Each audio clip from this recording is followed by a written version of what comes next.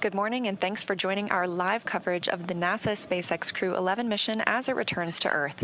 I'm here in Mission Control Houston as the flight control team continues to monitor the return of NASA astronauts Zena Cardman and Mike Fink, JAXA's Kimya Yui, and Roscosmos cosmonaut Oleg Platonov. Crew 11 launched aboard a Falcon 9 rocket to the International Space Station on August 1st, 2025. On January 7th, the agency announced it was postponing a planned spacewalk originally scheduled for January 8th, while teams monitored a medical concern with a crew member living and working aboard the orbital laboratory. That crew member has been in stable condition. NASA announced the following day its decision to return Crew 11 to Earth from the International Space Station earlier than originally planned in order to properly monitor the crew member's health on the ground. Thanks for joining us today. I'm NASA's Leah Cheshire Mustachio, and I'm joined by my colleague at SpaceX in Hawthorne, California, Kate Tice. Thanks, Leah. I'm Kate Tice, Senior Manager of Quality Systems Engineering here at SpaceX. Dragon departed the International Space Station at 5:20 p.m. Eastern Time. That was 2:20 p.m. Pacific yesterday for those of us here in California.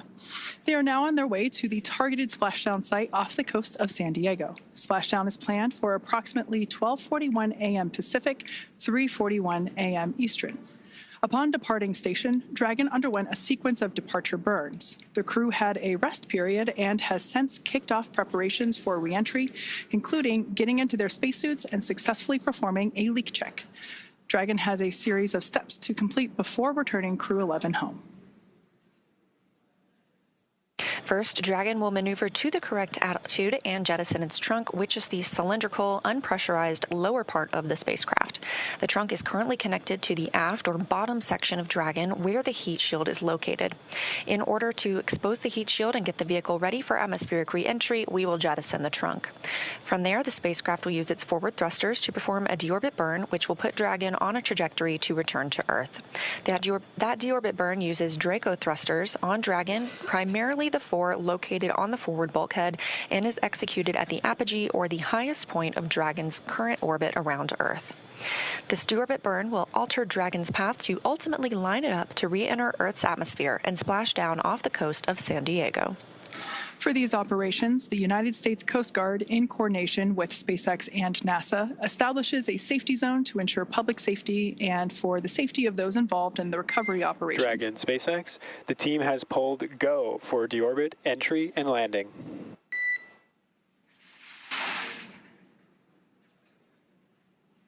Dragon copies. Go for deorbit, entry, and landing. Great news there from SpaceX Core to our commander, Zena Cardman. Now, back to the recovery at hand, there are multiple notices that are issued to mariners in advance around the area and during recovery operations, and Coast Guard assets may be deployed to discourage boaters from entering the splashdown zone. Now, we want to stress to the public the need to respect this safety zone, as recovering a spacecraft from the water is a hazardous operation. Any other boats interfering increases risk to the astronauts in the spacecraft, the teams working to recover them from the water, and the safety of those that come too close. So for the safety of the crew and your own safety, we recommend that you sit back and watch on NASA TV and the SpaceX webcast, and we'll be bringing you the best possible views of our astronauts' homecoming. Now, once the crew returns to Earth, they will be flown to a local hospital for continued monitoring and checkouts using additional medical equipment not available aboard the space station. As NASA's Chief Health and Medical Officer J.D. Polk discussed last week, the crew member is stable and we were able to monitor their condition in orbit, but we want to take advantage of resources on Earth to provide the best care possible. NASA maintains relationships with local hospitals to ensure readiness for any post-landing needs, and for this return, we are utilizing that option as part of our normal preparedness process. Let's take a minute to meet our returning crew. NASA astronaut Zena Cardman is completing her first spaceflight. She holds a Master of Science in Marine Sciences from the University of North Carolina, Chapel Hill, and has experience with NASA research in the Canadian High Arctic. She has also supported real-time station operations and lunar surface exploration planning.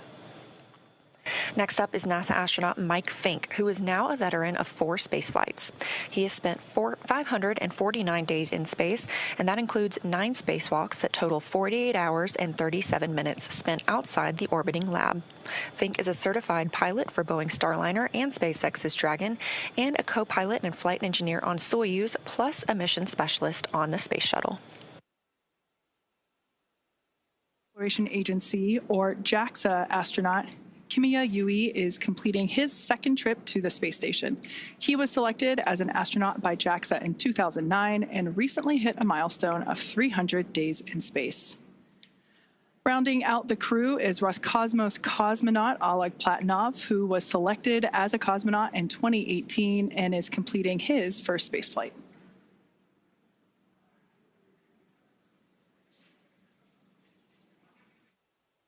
With the Crew 11 departure yesterday, we still have 3 people living and working aboard the International Space Station.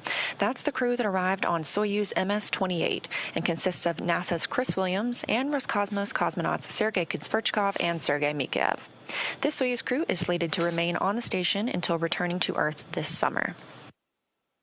Ahead of the Crew 11 departure from the International Space Station, NASA astronaut Mike Fink handed command of Expedition 74 aboard the orbital complex to Roscosmos cosmonaut Sergei Kudzverchkov. Crew 12 is currently scheduled to launch as soon as mid-February, and alongside our international and commercial partners, NASA is always evaluating the timeline to include other launch opportunities, and we'll provide more information when that's available. As we mentioned earlier, we have a few final steps that Dragon will perform prior to atmospheric reentry. The slew, or the maneuver to deorbit burn attitude, and then the deorbit burn itself. This deorbit burn is the last time that the forward Dracos, which are the 4 thrusters located on top of the spacecraft, just under the nose cone section, it's the last time that they will ignite for this mission. The deorbit burn will place Dragon on a precise trajectory to return to the splashdown zone. As I mentioned earlier, that is off the coast of San Diego. We expect this burn to commence around 11:51 p.m. Pacific time. It will last about 13 and a half minutes or so. And this is essentially the transition point that Dragon undergoes while it moves from Earth orbit to reentry, atmospheric reentry. So it is the final moment in which we are essentially programming Dragon to fly itself back for its precise landing off the coast of San Diego.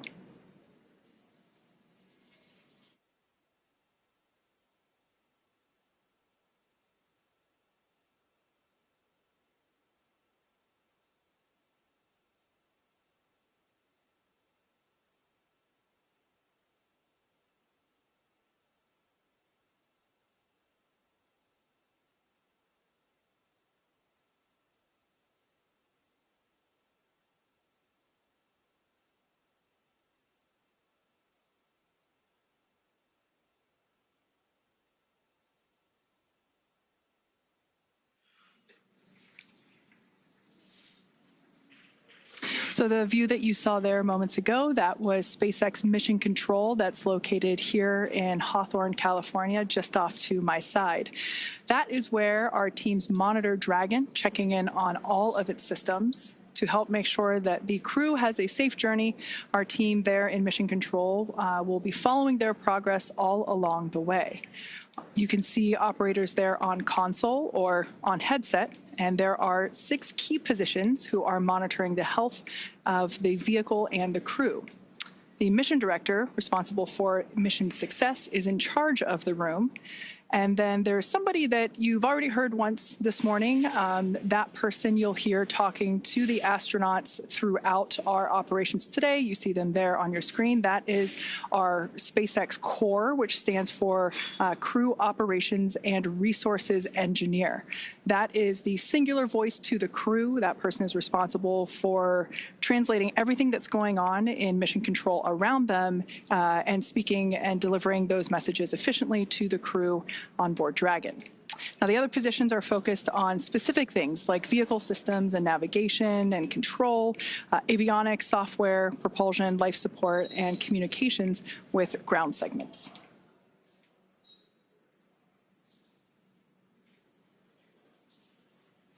And as I mentioned earlier, there will be a number of opportunities for us to hear from the SpaceX core. That is the person primarily responsible for communicating to our commander, Zena, and so she will be the person communicating back and forth with our crew here on the ground.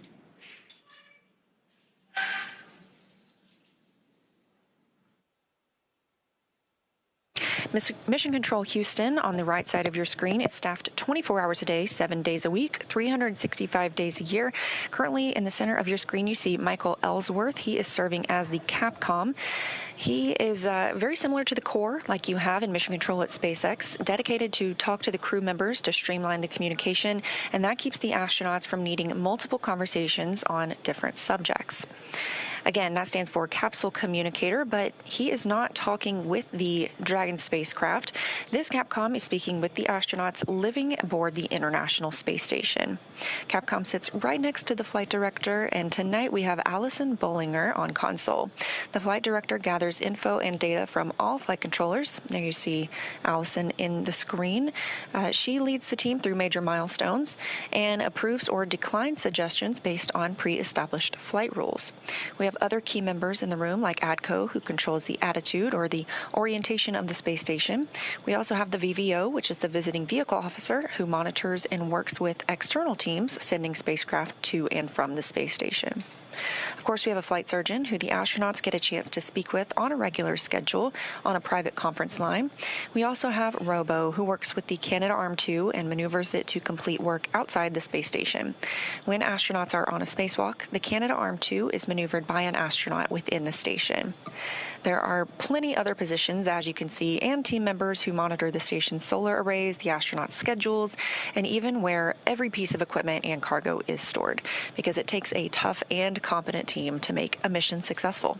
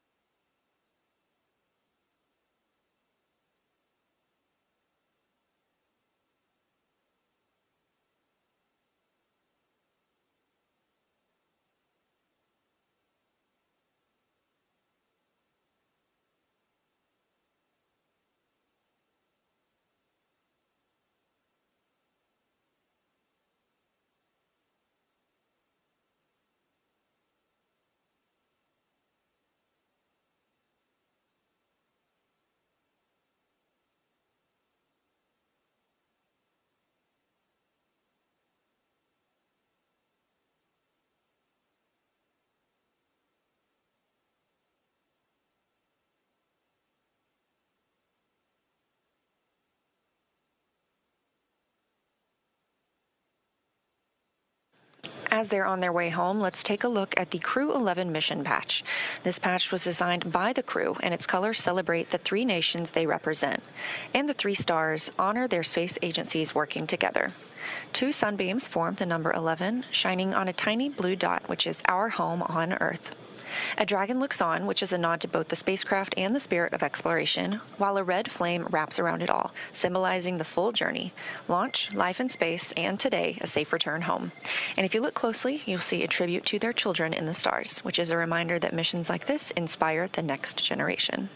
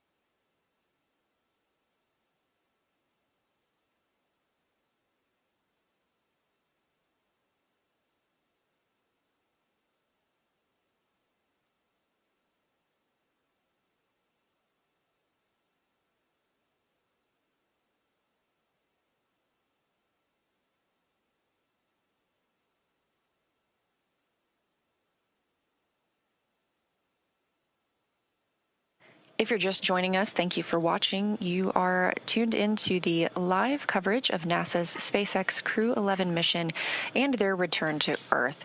Again, we are expecting their splashdown at approximately 3:41 a.m. Eastern Time, but the next major milestone we're standing by for is the deorbit burn. That's at 2:51 a.m. Eastern Time.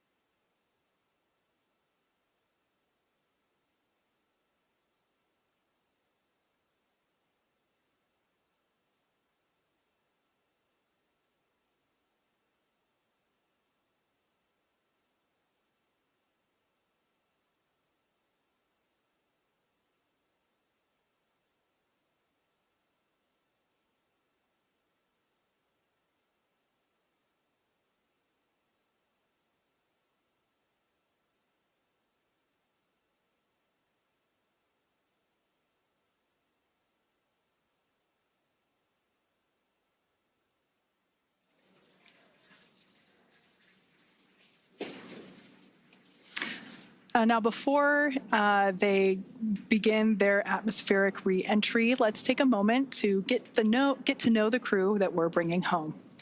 NASA astronaut Xena Cardman is commanding Crew 11. She was born in Urbana, Illinois, but calls Williamsburg, Virginia, her hometown.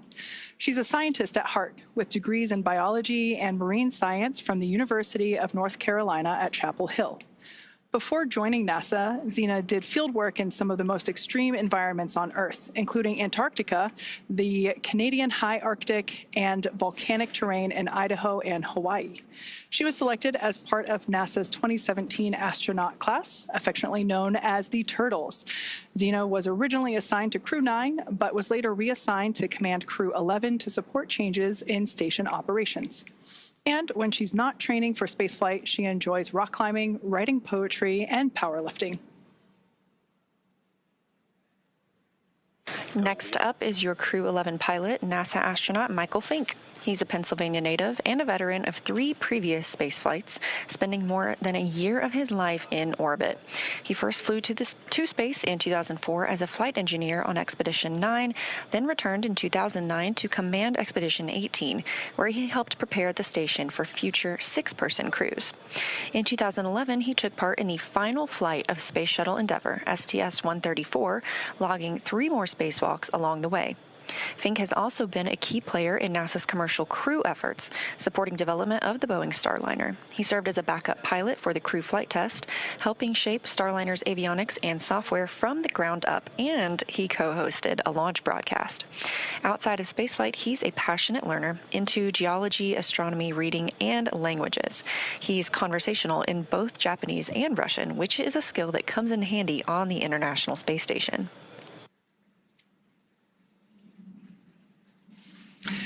And your Mission Specialist 1 for Crew 11 is Kimiya Yui, representing the Japan Aerospace Exploration Agency, or JAXA.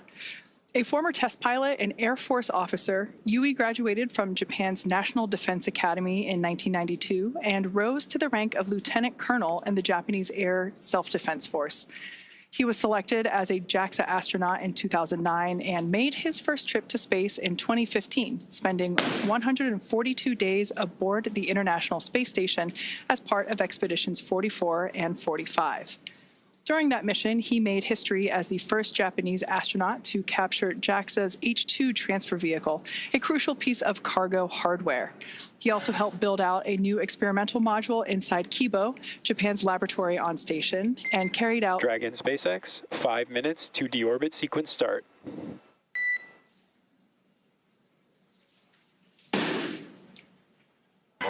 Dragon copies.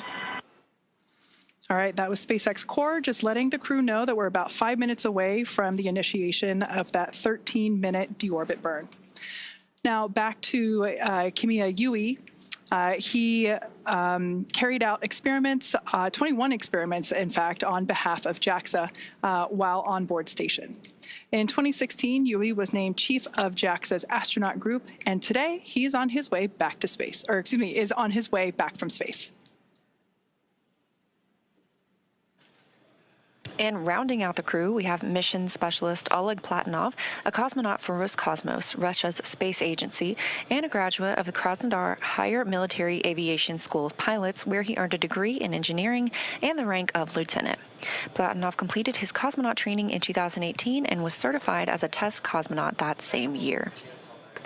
His flight to the International Space Station was launched last year, continuing our chapter in international collaboration. He's married and has 1 child, and Crew 11 was his first journey to space. Again, we are standing by for the deorbit burn, which will bring Crew 11 home, again, splashing off the coast of California approximately 1 hour from now. That's 3:41 a.m. Eastern Time.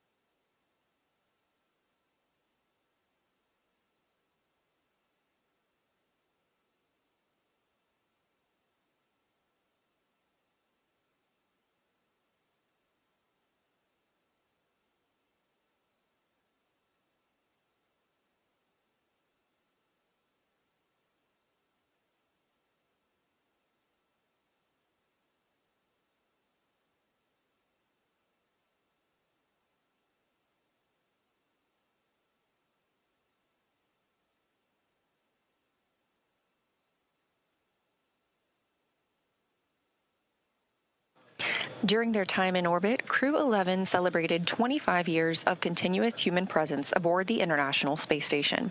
During that time, our unique microgravity laboratory has hosted more than 4,000 experiments from over 5,000 researchers in more than 110 countries, all to help us build the road to the Moon and Mars and understand our universe while helping humanity on Earth. Crew 11 conducted more than 140 unique scientific experiments and technology demonstrations during their stay aboard the orbiting laboratory.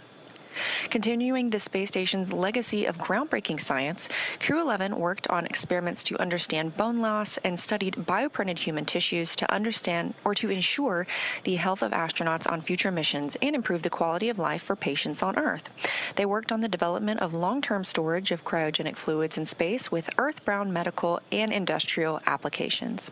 The team also tested an inflatable capture bag that aims to remove space debris from orbit, protecting future spacecraft and crews, and could also be used to capture samples during exploration missions and enable mining of small asteroids. Let's dive into some of these experiments and investigations. The MABLE-B study investigates how microgravity affects bone marrow stem cells and their secretion of proteins involved in bone formation and loss.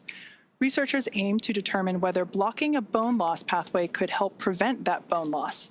Findings may lead to new strategies for combating bone loss both in space and on Earth. MVP Cell 07 studies how bioprinted liver tissue with blood vessels matures in microgravity, focusing on cell behavior and tissue development.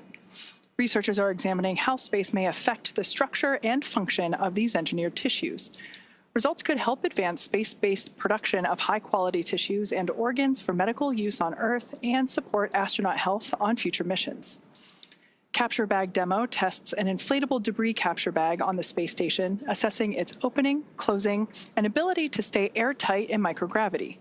This technology could be used to remove space debris from orbit, protecting future spacecraft and crew members, and could also be used to capture samples during exploration missions to the Moon and Mars and enable mining of small asteroids. Next up is ZBOT-NC. Many spacecraft use cryogenic fuels, which are extremely cold, for propulsion.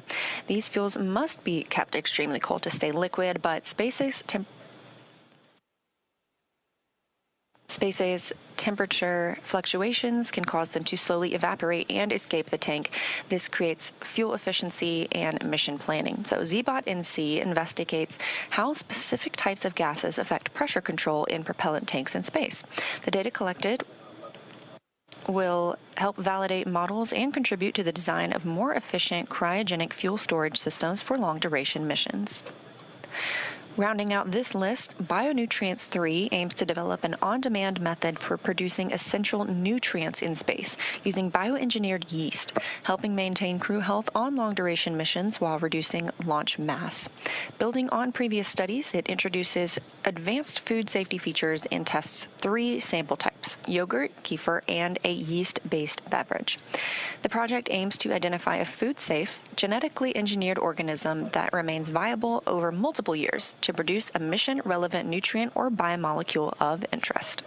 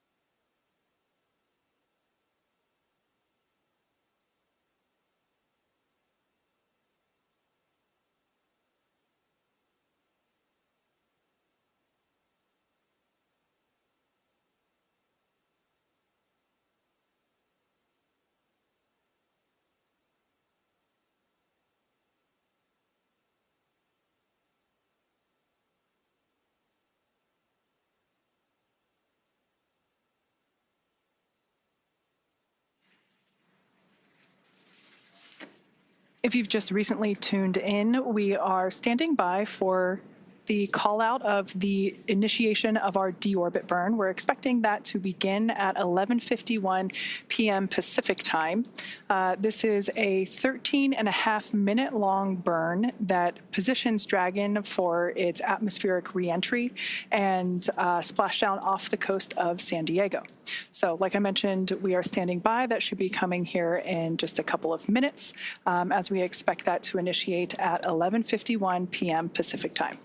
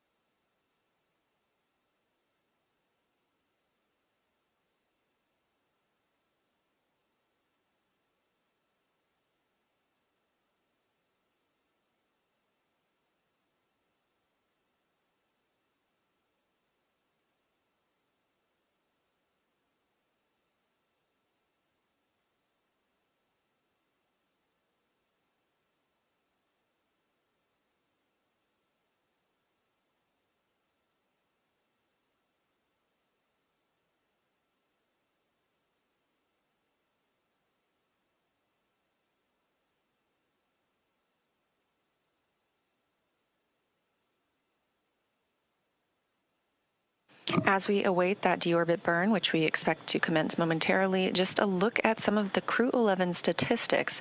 Their mission will last 167 days by the time they splash down, with 165 days spent on the space station. That means they traveled 2,672 orbits of Earth, which is over 70,856,752 statute miles. We're hearing about 30 seconds until that deorbit burn start. During their time in space, this crew saw a total of 5 arriving vehicles and the departure of 3 vehicles.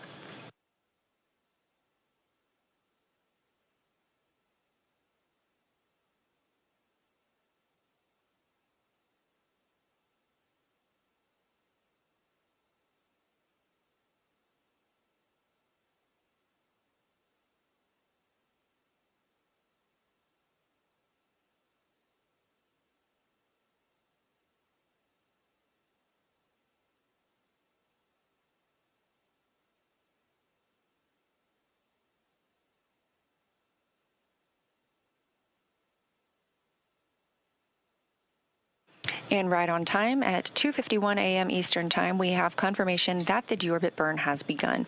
This burn is expected to last over 13 minutes. For these return and splashdown operations, the United States Coast Guard, in coordination with SpaceX and NASA, establishes a safety zone to ensure public safety and for the safety of those involved in the recovery operations, as well as the crew aboard the returning spacecraft. Multiple notices are issued to mariners in advance and during recovery operations, and Coast Guard assets may be deployed to discourage boaters from entering the splashdown zones. We want to again stress to all of the public the need to respect this safety zone. Recovering a spacecraft spacecraft from the water is a hazardous operation, and any other boats interfering increases risk to the astronauts in the capsule. The team's working to recover them from the water and the safety of those that come too close. Now, for the safety of the crew and your own safety, we would love for you to continue joining us on NASA Plus and the SpaceX webcast, because you're going to get the best views of our astronauts on their journey home.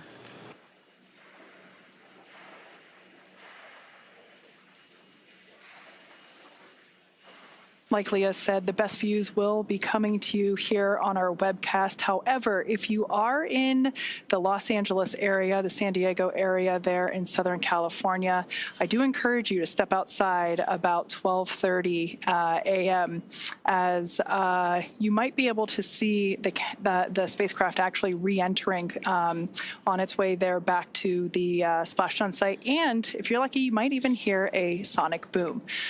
Now, as always, NASA and SpaceX jointly select our splashdown location, and for today, the primary recovery site is there off of the coast of San Diego. The selection process works with a lot of different variables, including the space station's orbital trajectory, what landing sites are available and have favorable weather, how much free flight capability that Dragon has for the trip home, and of course, the sleep schedule for the returning crew members. We'll start with calculating daily return options based off of the space station's current orbit and Dragon's capabilities to maneuver and line up for re-entry. The time from undock to landing at the primary site can vary from less than 6 hours to more than 39. For Crew 11 this evening, their journey is going to be about 10.5 hours in total. Of course, getting home the quickest comes with some obvious benefits, but we always have to make sure that the crew is properly rested for all these dynamic operations. And of course, that would prevent us from scheduling 20-plus hour days for them. Trajectory and ballistics experts provide the daily opportunities that would line up with the Dragon as it's coming back to the landing zones. And then we split them into what we call ascending and descending opportunities.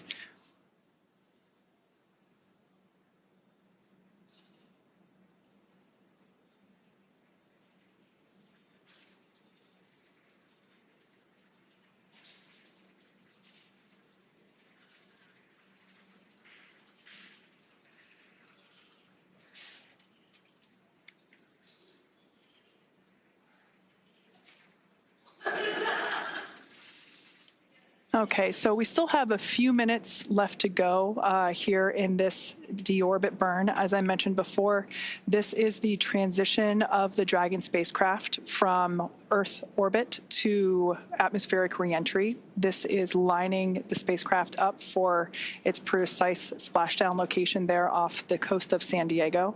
So in a couple minutes, in fact, we expect this deorbit burn to conclude at 12:04 a.m. Pacific time. So we will stand by and await to hear the call for nominal burn. When we hear that, that will confirm completion of this deorbit burn for Dragon Endeavour.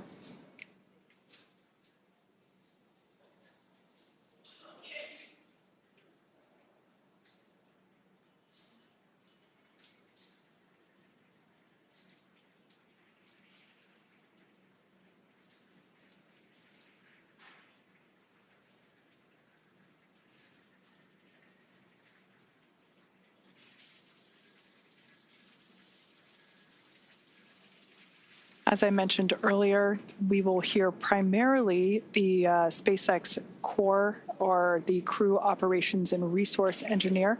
That is the primary role in mission control that is responsible for communicating with the Crew 11 spacecraft. That individual is seated there on the left-hand side of your screen. That is SpaceX Hawthorne Mission Control.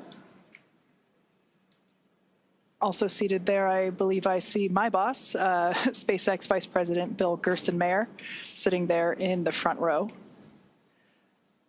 This group of operators are standing by and monitoring Dragon's progress throughout this burn.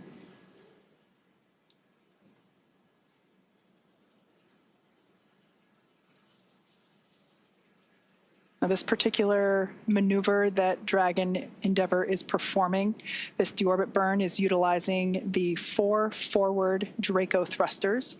We say forward because that indicates that that's basically the language indicating that they're located at the top of the Dragon spacecraft.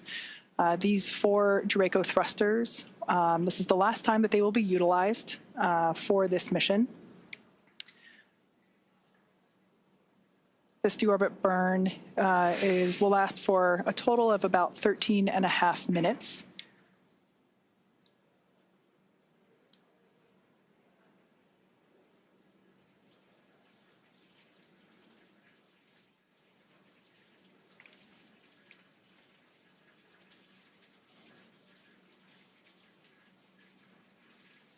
Okay, we still got about 6 minutes left in this deorbit burn. As we wait for a conclusion of the deorbit burn, let's talk about Dragon Endeavour's journey from the space station so far. Shortly after its separation, Dragon used its Draco thrusters to move away from the station in a series of carefully choreographed maneuvers, or departure burns, and those were done to increase the distance between the spacecraft and the space station. Dragon also executed a phasing burn to lower its orbit and line the spacecraft up with its landing location. Following the phasing burns, Dragon is now completing its deorbit, which will be followed by reentry and splashdown.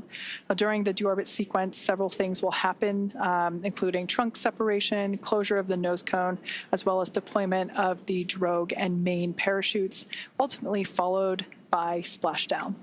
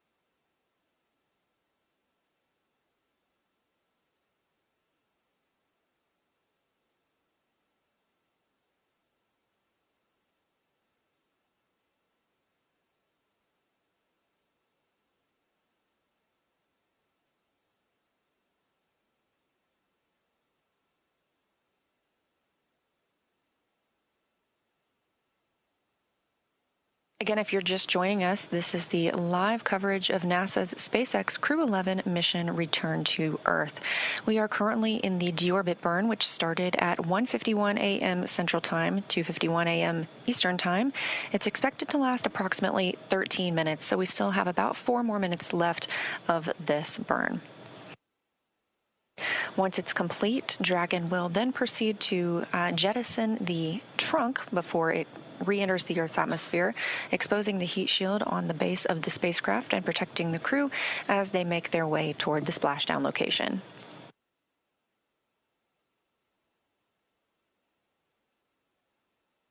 And we are anticipating splashdown at 3:41 a.m. Eastern, 2:41 a.m. Central Time off the coast of California.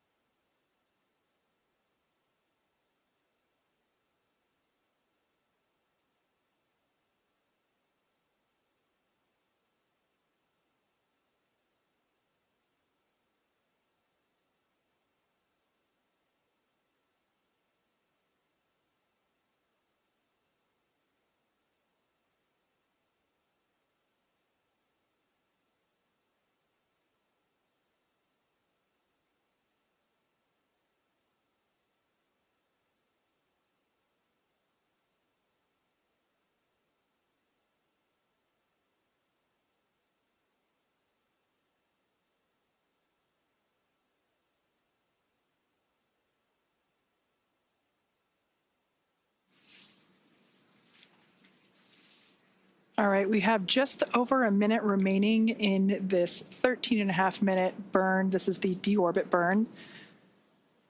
This is the final burn for the forward Draco thrusters. It is placing Dragon on its final trajectory to the Splashdown location off the coast of California. We're targeting one of our 3 pre-designated locations. This one will be just off the coast of San Diego.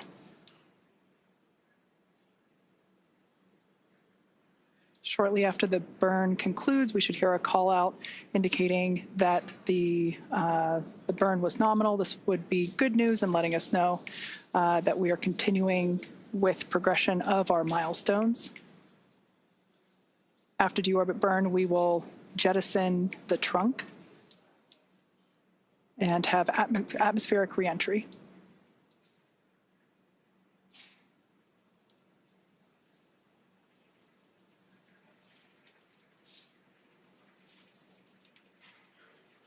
All right, so there's about 10 seconds left in this burn, so we're going to stand by and listen for that call out.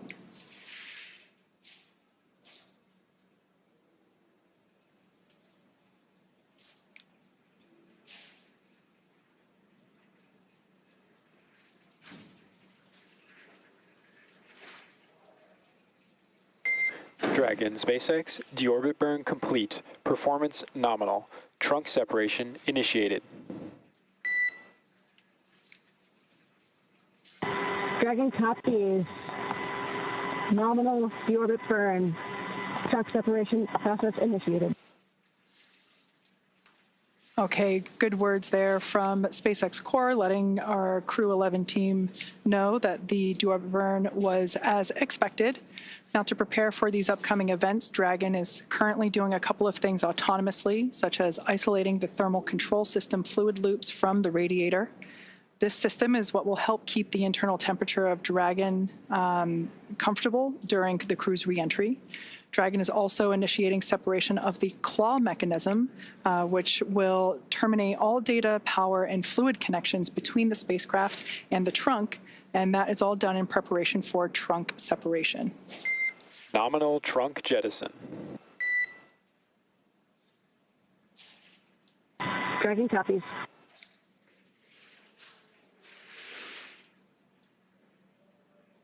All right, great news there. We heard the call out for successful trunk separation. So that means that telemetry is looking good. The nitrox system is primed for cabin and suit cooling, and the heat shield is exposed and ready for atmospheric entry. Now, since we separated the trunk, we are no longer able to generate any new power, but we don't need to since we're coming on home and Dragon has more than enough battery power already stored. So the next milestone that we have coming up is nose cone closure. We expect that at approximately 12:09 a.m., so here in about 3 minutes. The nose cone is at the top of the spacecraft, and it is the structure that protects the docking system as well as the guidance, navigation, and control system. We'll be using 12 hooks to lock and secure the nose cone prior to its atmospheric entry.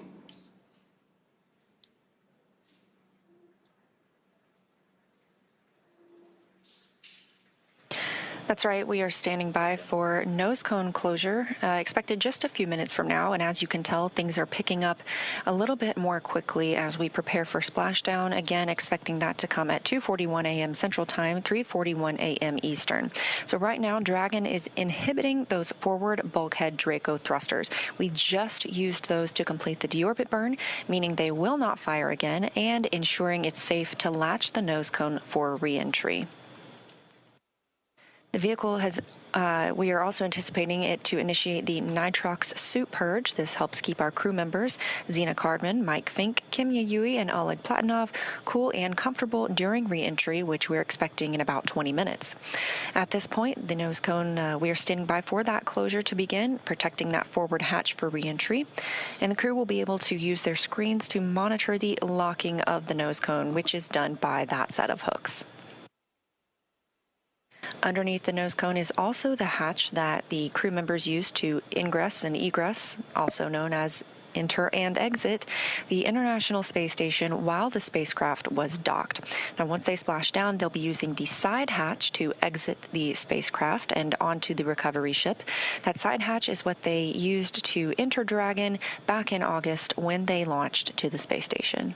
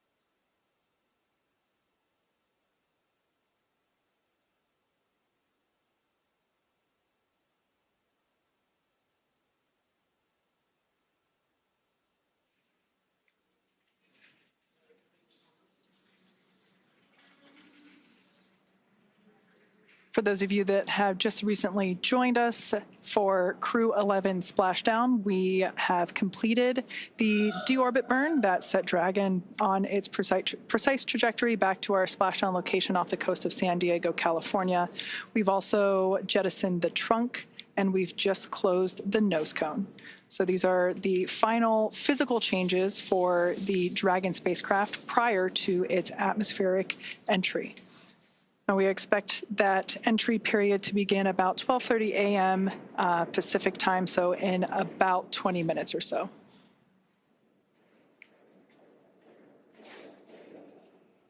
We also expect the crew to receive their final entry briefing. This is where the SpaceX core will communicate any changed details, such as timeline shifts to the anticipated loss of signal and acquisition of signal, as well as the entry period. We should also find out what the wave height and wind speed is there at the splashdown location. But when I was coming into work this evening, I did see some stars outside, so hopefully that's a good indication that we've got some smooth seas out there awaiting the crew.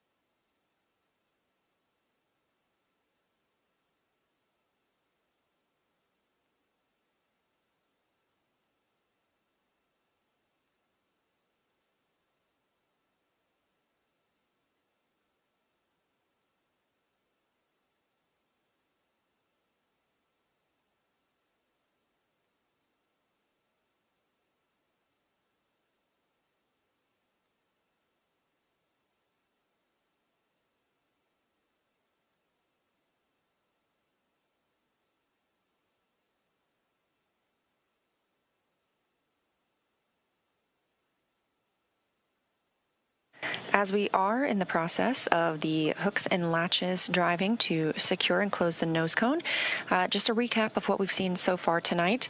The spacecraft undocked from the International Space Station earlier today. This Crew 11, spent 165 days aboard the orbiting laboratory, but 167 days in space altogether, if you count the time they have spent getting to and from the space station. At 1:51 a.m. Central Time, 2:51 a.m. Eastern, the spacecraft executed the deorbit burn. That was an approximately 13-minute-long burn, committing the spacecraft to coming home and splashing down off the coast of California. We're anticipating that splashdown in less than 30 minutes from now, 2:41 a.m. Central.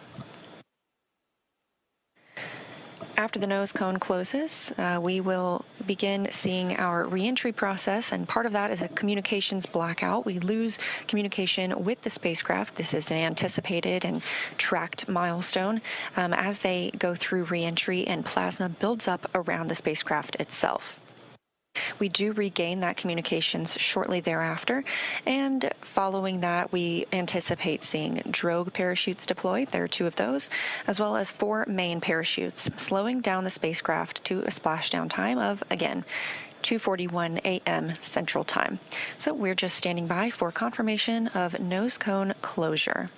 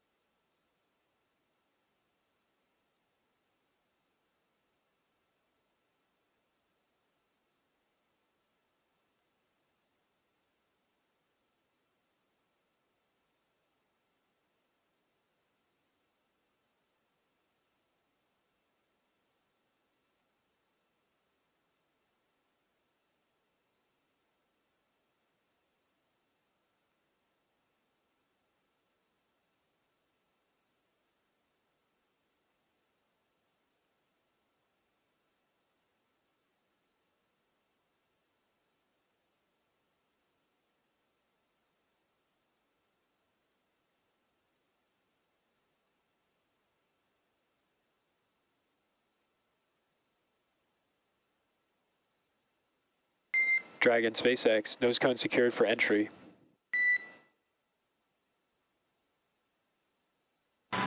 Dragon.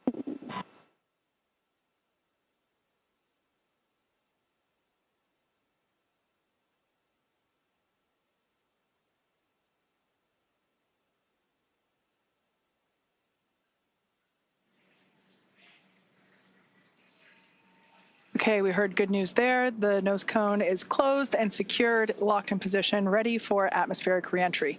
Now, as we begin the second half of entry, Dragon has begun to inject cooled nitrox, or nitrogen-oxygen mixture, into the air, being delivered directly into the suits worn by the crew. Again, this is what will allow our crew members to remain comfortable while external temperatures reach up to 3,500 degrees Fahrenheit. Meanwhile, the heat shield is pointing forward, essentially leading Dragon to our landing site just off the coast of San Diego, which is important as it will be doing a lot of the work during this reentry. So let's talk a bit more about the heat shield. Dragon's primary heat shield is comprised of PICA 3.0, which stands for Phenolic Impregnated Carbon Ablator. Now, the first-gen PICA was actually initially developed by NASA for studying and sampling comets within our solar system. SpaceX partnered with NASA to develop PICA X, which was the second-gen product. Dragon SpaceX for entry briefing. Report when ready to copy.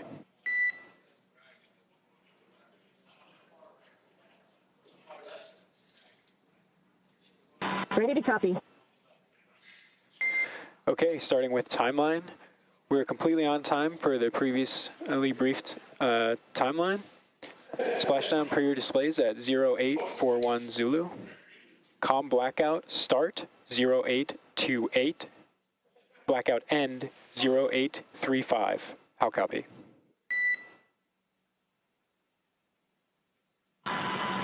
Copy, we are on time for 0841 splashdown per the timeline. COM blackout start 0828, COM blackout end 0835. That's a good readback. We have a nominal vehicle status. We're tracking an on-target arrival to San Diego with pristine weather conditions for splashdown. Recovery team is on site and ready to support.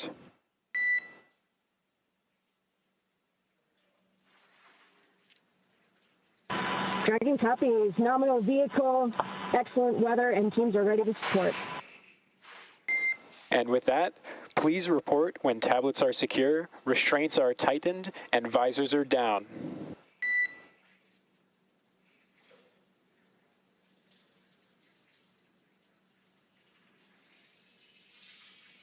SpaceX Dragon, tablets secure, restraints tightened, and visors down.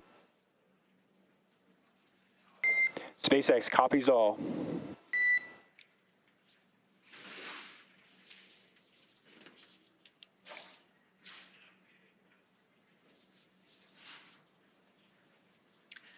All right, so as expected, that was our entry brief to the crew, letting them know that there were actually no updates to the anticipated timeline this morning. So that's great news. Everything is looking well on timed with our anticipated timeline. So as we mentioned before, we expect our anticipated loss of signal to occur around 12:28 a.m. Pacific. So in just about 8 minutes from now, we will have, we anticipate that signal to be regained, or anticipate that signal to be acquired again at 12:35 a.m.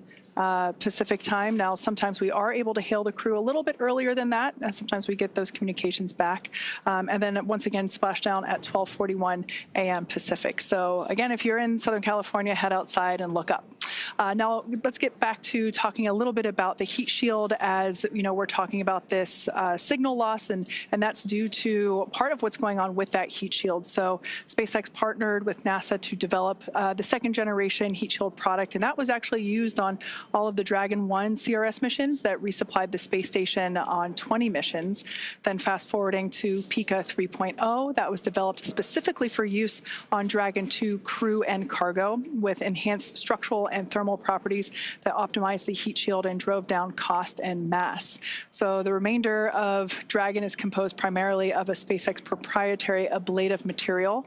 That's another class of thermal protection, which is lighter weight versus PICA and protects the underlying composite structure during the reentry phase, and that's to ensure the structural capabilities of the spacecraft are maintained. Now, while Dragon will experience temperatures over 3,500 degrees Fahrenheit peak during those peak reentry conditions, the characteristics of the thermal protection systems, or TPS as you hear it called, coupled with the environmental control and life support, or ECLIS, that system pressurized will be pressurizing the interior, and all those combined will ensure that the crew will stay cool and comfortable during all phases of reentry through splashdown. SpaceX Dragon, okay, so opening seat 3 visor just to adjust glasses. Dragon, SpaceX, can you repeat? Temporarily opening seat 3 visor to adjust glasses. Copy, adjusting glasses. Your go for that. Okay, so that was important to note there because our commander, Zena Cardman, had already reported back that all visors were down and in the locked position ready for atmospheric reentry, but one of our crew members had to adjust their glasses. So she did a good job there in reporting back to SpaceX crew to let them know that one of the crew members had to reopen momentarily. Visors are down. We copy. Visors are down. 5 minutes until predicted calm blackout. See you on the other side at 0835.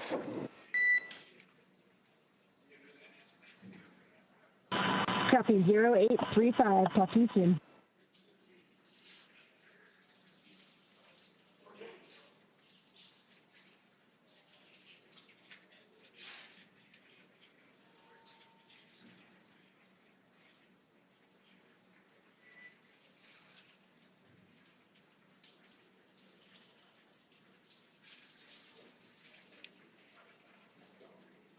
Okay, so as we have been saying, everything that Dragon and the crew on board does is carefully choreographed, not just the maneuvers that the spacecraft is executing, but the communications between our crew here on the ground and our crew in space. So, Leah, we can see all of that being perfectly demonstrated with what's going on now. Absolutely, and we are standing by for the reentry portion when we expect to lose communications with the spacecraft, but we will regain that communication after they have begun re-entering the atmosphere. So once Dragon has re-entered the Earth's atmosphere, a series of parachutes will deploy to slow the crew's descent. First will be the 2 drogue chutes, followed by the 4 main chutes to guide Dragon to its first contact with Earth since launching in August. Dragon will automatically deploy these parachutes when different pressure and positioning sensors on the spacecraft detect that they are at the right speed and altitude. The spacecraft velocity at drogue deploy is approximately 350 miles per hour, and they deploy at about 18,000 feet. You're getting a live look inside the cabin right now. That's Crew 11 preparing for their re-entry period. Again, having spent 165 days aboard the space station, and when they splash down, capping a 167-day mission. Before they can splash down, though, a little bit more about those parachutes. The next that we will see deploy will be the main parachutes. There are 4 of those. They deploy at approximately 119 miles per hour, or I should say when the spacecraft is traveling about 119 miles per hour, and they deploy at about 65,000 feet. And at splashdown, Dragon is traveling approximately 16 miles per hour, which is a pretty good deceleration from the about 17,500 miles per hour that they were traveling while in Earth orbit with the International Space Station. Now, the highest G load the crew will experience during re-entry is approximately 3 to 5 Gs, so about 3 to 5 times what we are experiencing right now standing on Earth. This view is over the shoulder of Commander Zena Cardman and pilot Mike Fink of the Crew 11 spacecraft. In this view, you can see their crew displays. They're able to monitor everything happening with the spacecraft. However, all the next milestones should be completely autonomous and hands-off for the crew.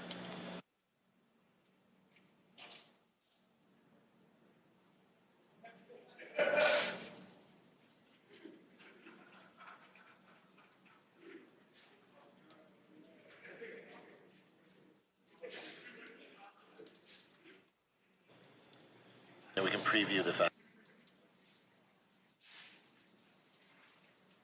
And we just heard that the crew is in entry attitude, and we are anticipating losing this view and losing our audio communications with the crew in just a minute or so as they enter this entry interface. They'll be traveling and experiencing heat outside the capsule at approximately 3,500 degrees Fahrenheit. And as they are traveling and re-entering Earth's atmosphere, a plasma builds up around the capsule that prevents us from communicating back and forth with the crew. We expect to regain communications with them about 7 minutes later, but we're still getting great views right now.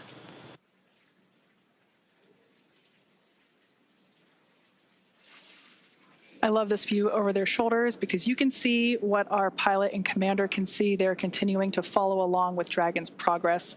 As Leah mentioned, we have designed the spacecraft to be completely autonomous. Dragon is flying itself, so they are able to monitor along with everything that's going on. I also want to momentarily point out on the bottom of your screen there, you have some graphical interfaces there that represent the speed and the altitude. And it looks like we've lost our views there as that, we are now entering the period of anticipated loss of signal. This is where, as Leah mentioned, the plasma is beginning to build up on the exterior of the capsule as we expect. This happens with every spacecraft reentry for Dragon, and so this lasts just a few minutes.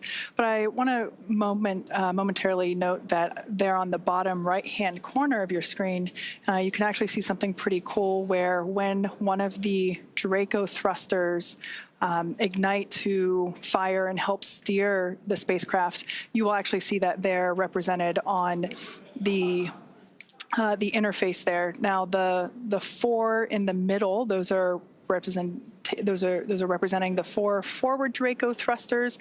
We won't see those ignite at all because those were last utilized in the 13-minute deorbit burn that we completed earlier. Those are located under the nose cone, which has been closed, locked, and secured. So everything that you'll be seeing are the thrusters that are located on the side of our spacecraft, and that is enabling Dragon to fly itself home to its predetermined splashdown site off the coast of San Diego, California.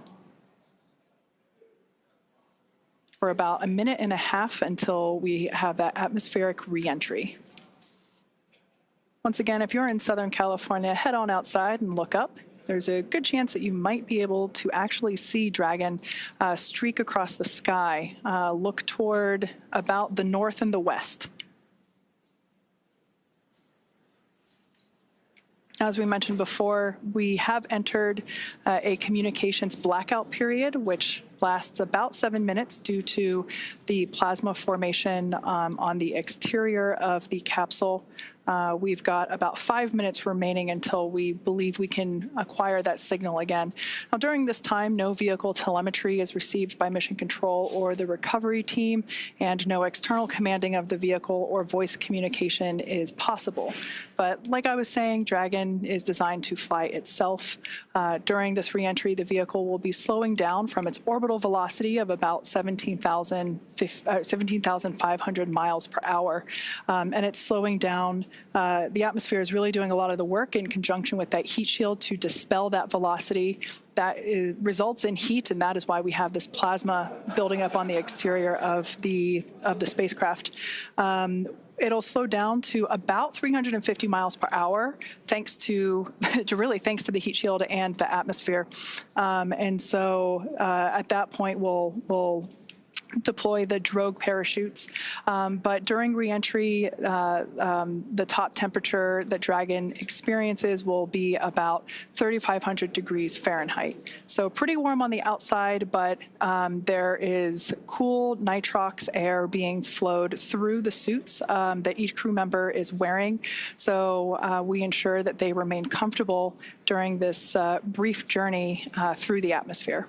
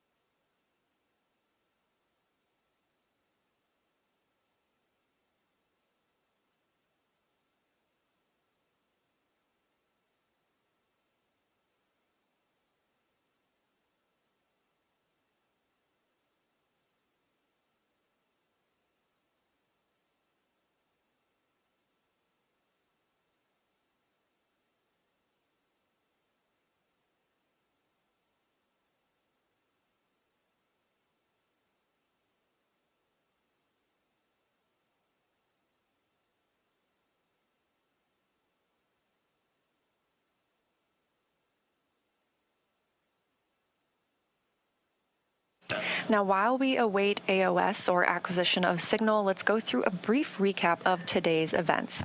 Hatch closure took place at 2:29 p.m. Central Time after all 4 crew members floated into Dragon for their ride home. They took time to configure the spacecraft cabin, put on their suits, and get seated ahead of undocking, which occurred at 4:20 p.m. Central. Dragon's departure burns helped move it out of the keep-out sphere and approach ellipsoid, which are both invisible boundaries we monitor around the space station. Since then, we completed the deorbit burn at 1:51. Oh, and you're getting your first views of reentry. This is live, and if you're in California, you can go see this with your own eyes. This is Crew 11 re-entering after 167 days in space. Again, we are in a loss of signal period. This is a tracked period as the spacecraft re-enters Earth's atmosphere. We anticipate regaining signal with Crew 11 momentarily, and when the spacecraft reaches an altitude of 18,000 feet above Earth, 2 drogue chutes will deploy to slow it down ahead of the 4 main parachutes deploying at 6,000 feet in altitude. Now, splashdown will be the milestone we will see after that, which is expected for 2:41 a.m. Central Time. So again, we're standing by for acquisition of signal and continued communication with Crew 11, expecting that just a few minutes from now.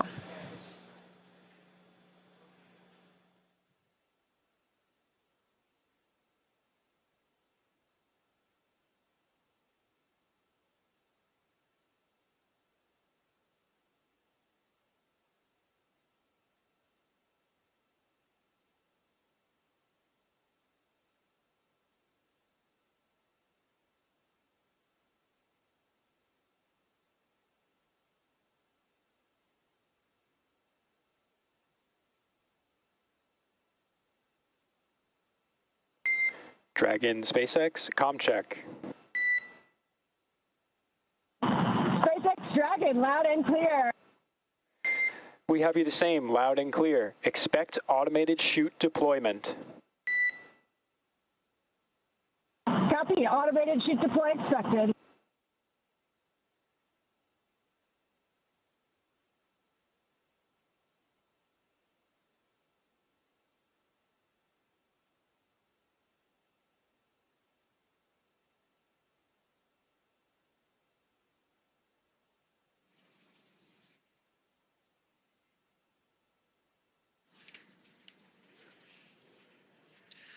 All right, so there we heard that we had confirmation of that acquisition of signal, or AOS. It actually came in a minute early, so that's good news there. We heard the core inform the crew to expect drogue parachute deployment that happens when Dragon senses the right speed and altitude. So that's roughly about 350 miles per hour and around 18,000 feet in altitude. There we have a view from... GPS converged. Expect nominal altitude for drogue chute deploy. Dragon copies, expecting nominal altitude.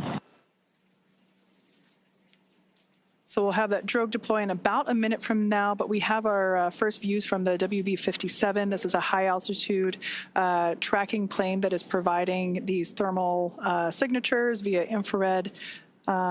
This is really cool to see here as we continue to track Dragon on its way back to planet Earth.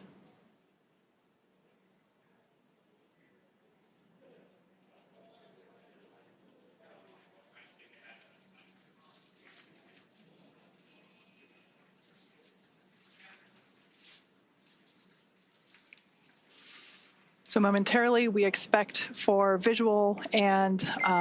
Brace for drogue window. Crew brace.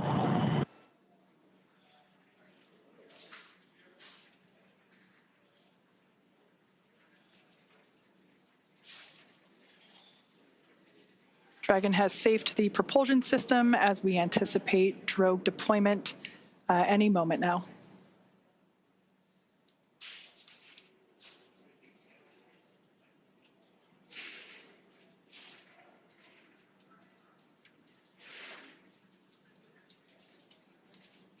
Drogue parachutes are utilized to stabilize and decelerate the vehicle further prior to deployment of the main parachutes.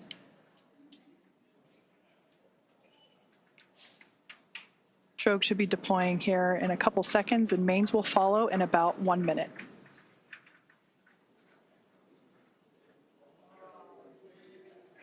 There we have visual confirmation of Drogue deploy. Visual, 2 healthy drogues. Kind of a cool shot. Copies. I think we had the recovery vessel in the background there just momentarily. Main parachutes deploying in about 20 seconds.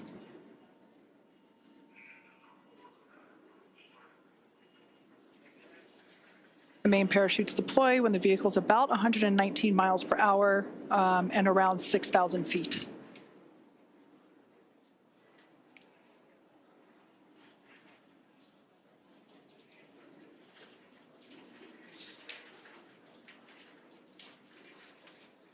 There we can see visual confirmation of deployment of the 4 mains. Visual, 4 healthy mains.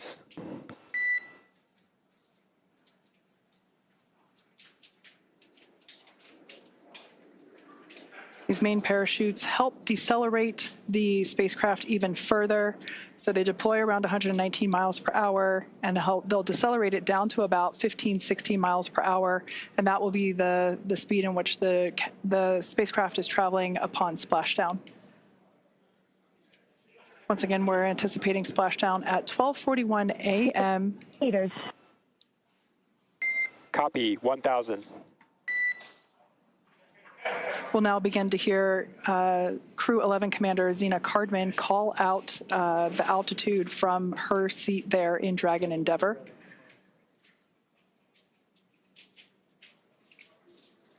SpaceX's mission control team in Hawthorne continues to report the precise landing coordinates to the recovery team. Copy, 800.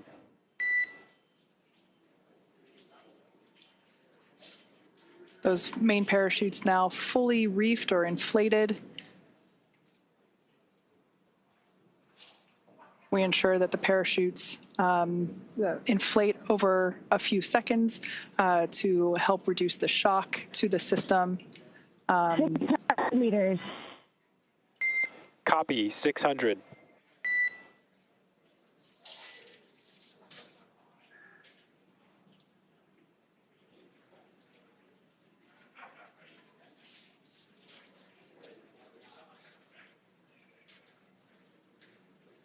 All around great views of Dragon Endeavour as it continues its way back to Earth.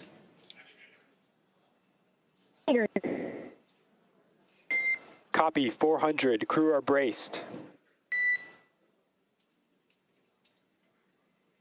Standing by for splashdown.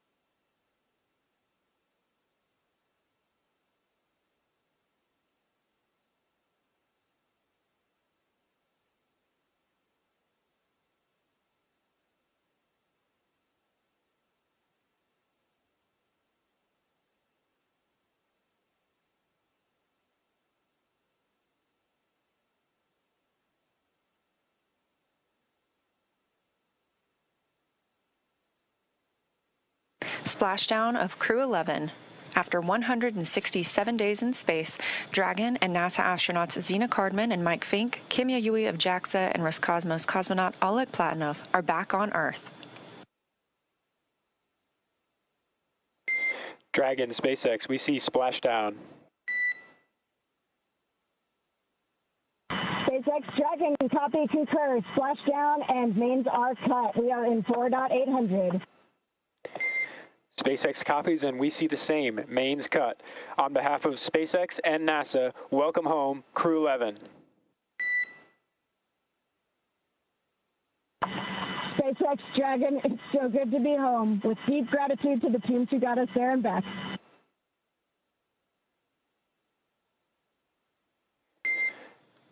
Vehicle safety verifications in progress. We'll report back when recovery personnel are en route. Dragon copies.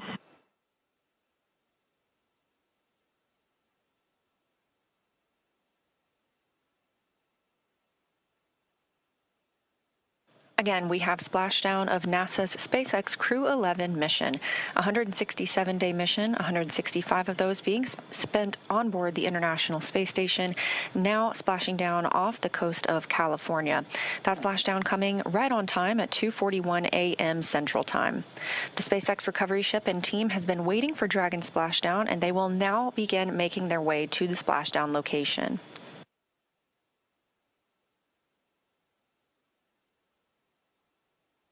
It looks like we even have a couple of visitors around the spacecraft. If you look very closely, you might even see some dolphins.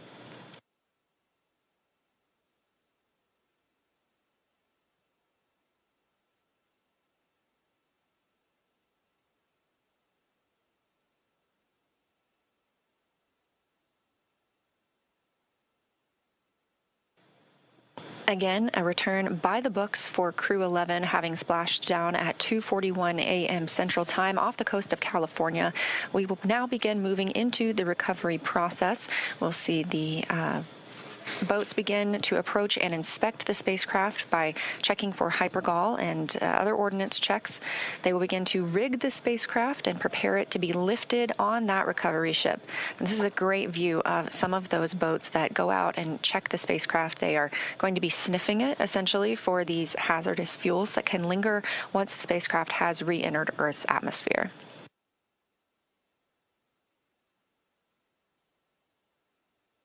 SpaceX Dragon, 4.800, Section 3. We are in Stable 1. SpaceX copies. Stable 1.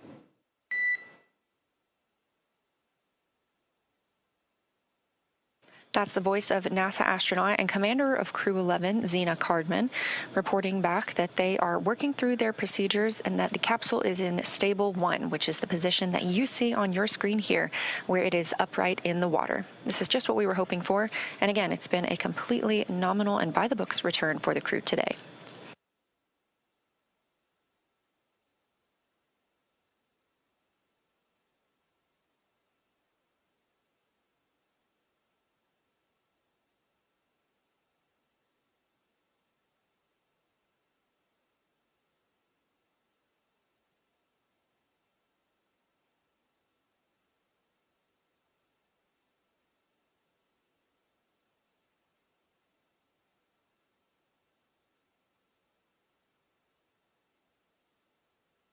This is a live view of Crew 11 aboard Dragon from the SpaceX recovery vehicle, or from the SpaceX recovery ship.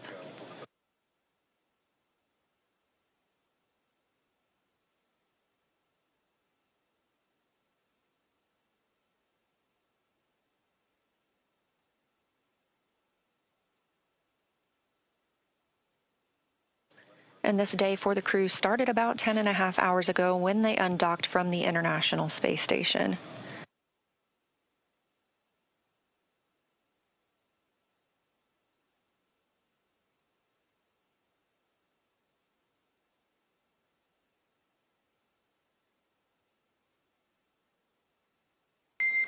SpaceX recovery teams have been given the go to approach. SpaceX is go for recovery personnel to approach. Expect personnel alongside in 1 minute. Copy, 1 minute. Thank you.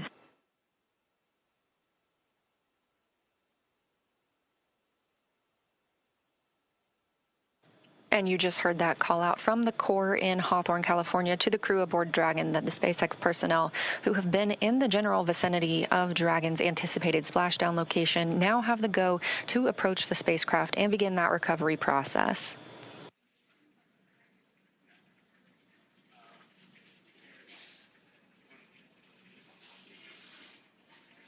All right, so as we heard, we are now standing by for recovery of the Dragon Endeavour spacecraft with NASA astronaut Zena Cardman and Mike Fink, Kimia Yui of JAXA, and Roscosmos cosmonaut Oleg Platonov, who are inside that spacecraft that you see there. Now, Dragon has already, I would also like to point out, we've got some folks here are approaching the spacecraft now that they have gotten the okay for the approach. They're on some fast boats there. This is the SpaceX recovery team. Personally, one of my favorite teams to work with here at SpaceX. They're a really scrappy crew, and they're going to work really quickly here to get the Crew 11 team out of the water. And it's always a lot of fun to watch these operations proceed.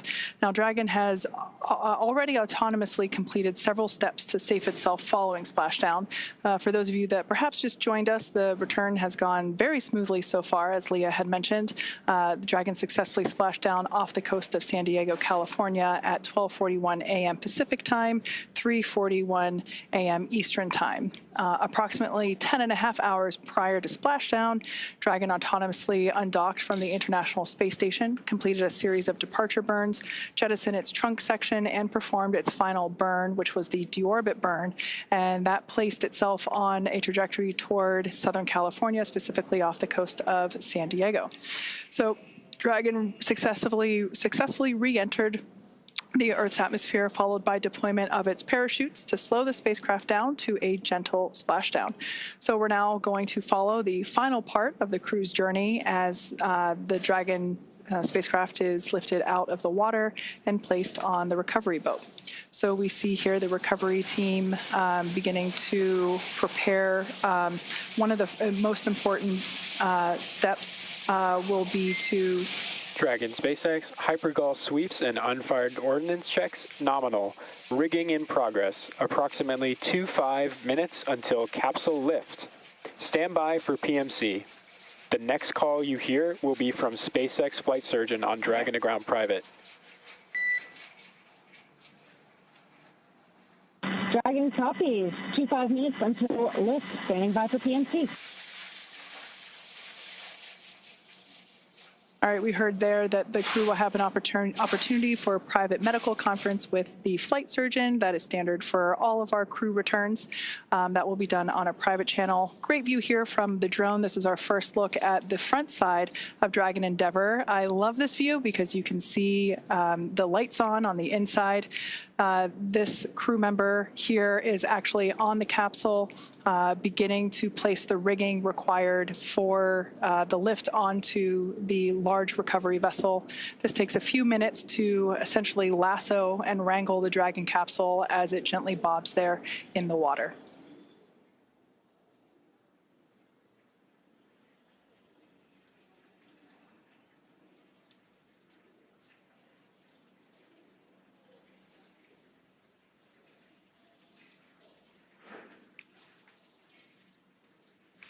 Not in the picture, there is another fast boat that is recovering the parachutes from the water.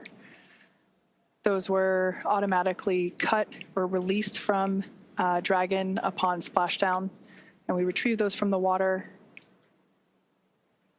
This fast boat here is helping to assist the rigging of the required straps and equipment for the spacecraft recovery.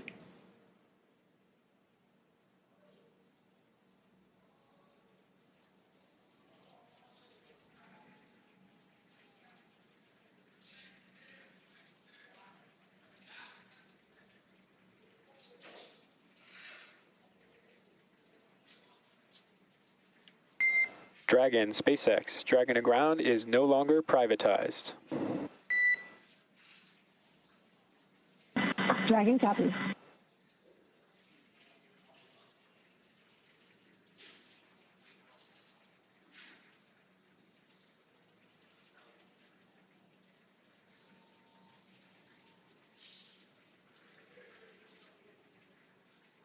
SpaceX recovery team continues to maneuver around Dragon Endeavour as we continue progress of placing the recovery straps required in order to safely lift the spacecraft out of the water.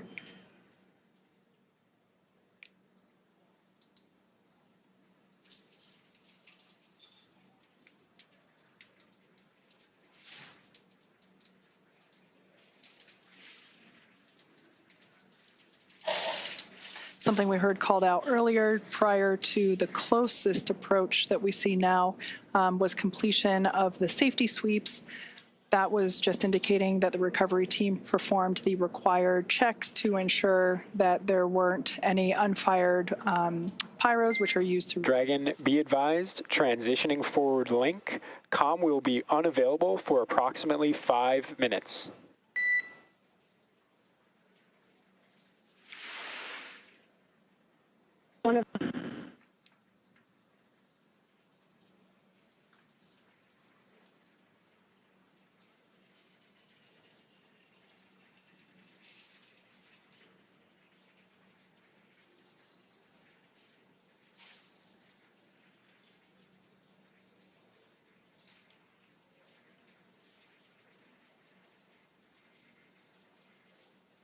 Earlier, prior to atmospheric reentry, we heard SpaceX core report to the crew during the, during the entry brief that recovery conditions were almost pristine, and he was not joking.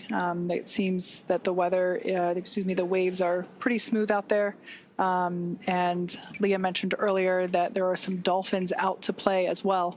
Perhaps we might be able to get to see those as the recovery vessel gets a little closer to the spacecraft.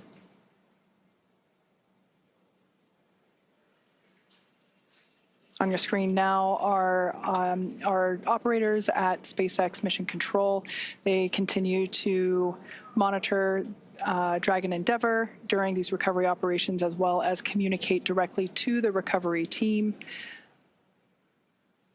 Everything is carefully coordinated within our procedures, and here you see folks that are responsible for individual portions to ensure that everything is executed as planned.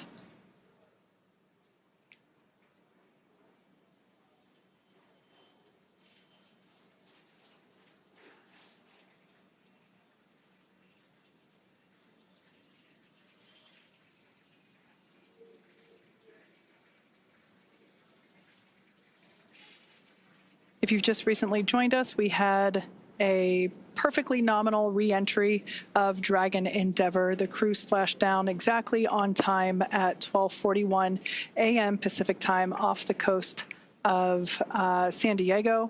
The recovery team has arrived at the splashdown location and are placing the required straps onto the Dragon spacecraft.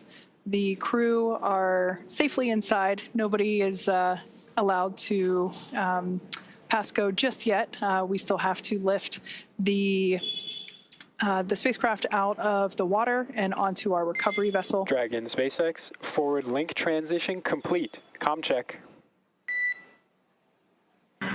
We've got you loud and clear. We have you the same.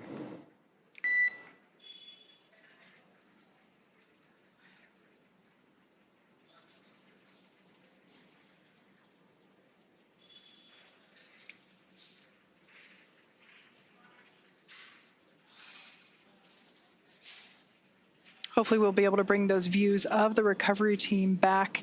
But at this point, I can share that one member of the recovery team is still, oh, there we can see our recovery vessel continuing to approach Dragon Endeavour there in its splashdown location. We still have one recovery team member working to apply the rigging to the capsule. You can see that work ongoing there. As we've seen, this involves climbing on top of the spacecraft itself to attach these hoist rings and connect the lifting lines. Overall, the progress tonight has been very smooth and very rapid. Depending on the sea state, it can take us a little bit longer, but things are really smooth this evening, and the recovery team is very efficient. It takes us less than an hour to raise Dragon onto the recovery vessel and remove the crew from the spacecraft. After initial medical checkouts, the crew will return to land within 4 hours by helicopter. So everything continuing to proceed as scheduled and as anticipated.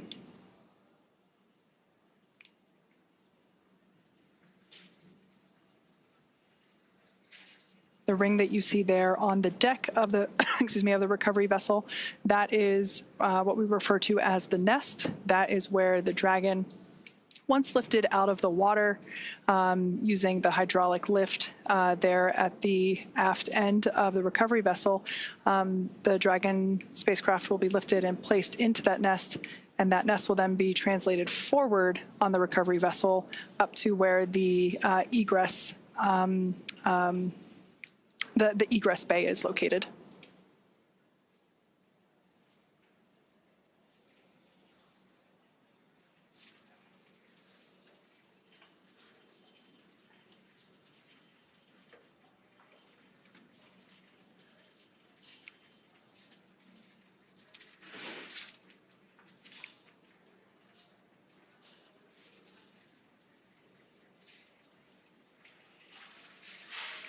Yeah, so this is a great view there of the recovery team member that is responsible for placing the hoist straps and the rigging required to lift the the Dragon spacecraft out of the water, along with the recovery team members located in the fast boat, helping to provide the necessary light, as this is obviously a nighttime splashdown operation. We've done several of these before. As you can see there, the sea state is super calm, and I'm assuming really nice conditions to be working in right now. Over time, we can see the primary recovery vessel. This is our recovery vessel Shannon, named after, of course, Shannon Walker, who flew on Crew 1. She is the first female astronaut to fly in our Dragon spacecraft. So we have this vessel named after her. And we can see Shannon slowly but surely getting closer and closer to Dragon Endeavour as it patiently waits there in the glass-like water.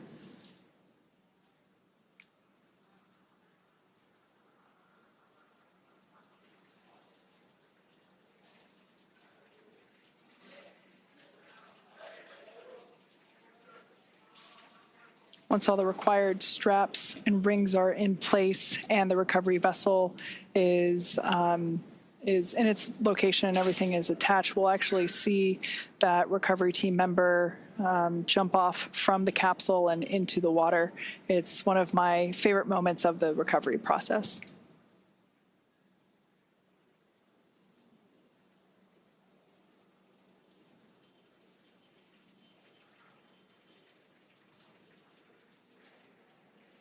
I think we might, yep, there they are. The dolphins are back to play. We now have a better view of them. I'm sure they're very intrigued by all the lights that are in the area here in the middle of the night in Southern California.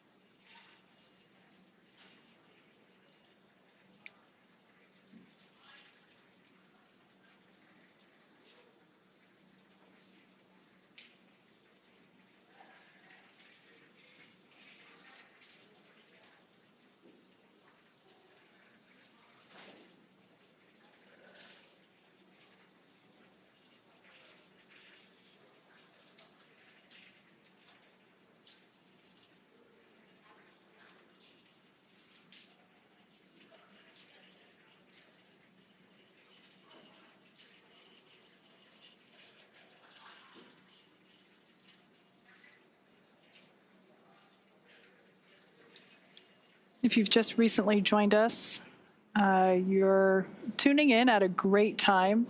We're in the final phases of the Crew 11 return to Earth. They had an on-time splashdown at 12:41 a.m. Pacific time, 3:41 a.m. Eastern time. And as you can see, recovery operations are proceeding very well. everything is everything is going according to plan, or as we like to say around here, nominal. And we can see the recovery vessel continues to approach Dragon Endeavour, and the recovery team there on the vessel standing by as we await the hoist of the Dragon spacecraft onto the aft end of the vessel.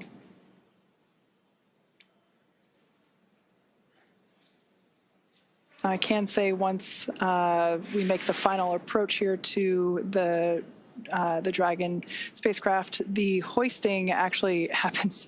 It always takes me by surprise just how fast it is, because you can't really see the full size of the hydraulic lift or hoist there at the aft end of the recovery vessel, but it's pretty big and pretty strong. So we're able to lift the spacecraft out of the water. We can see there that the lines, the guidelines are attached, and they're going to line everything up here for the final approach and ultimately the lift into the nest there located at the back of the vessel.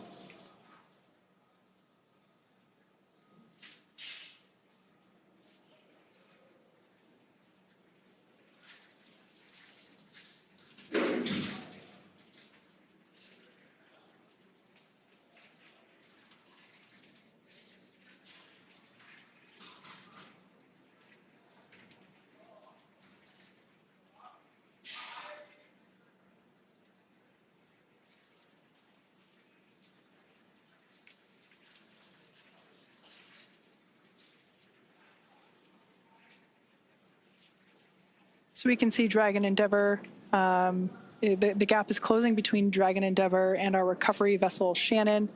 Once again, we had an on-time splashdown off the coast of San Diego, California, that occurred at 12:41 a.m. Pacific time. All 4 crew members of Crew 11 are still in our Dragon spacecraft. Moments ago, when the spacecraft was turned the other way, we could actually see Dragon SpaceX. Rigging complete. Approximately 5 minutes until capsule lift. Dragon copies. 5 minutes to lift.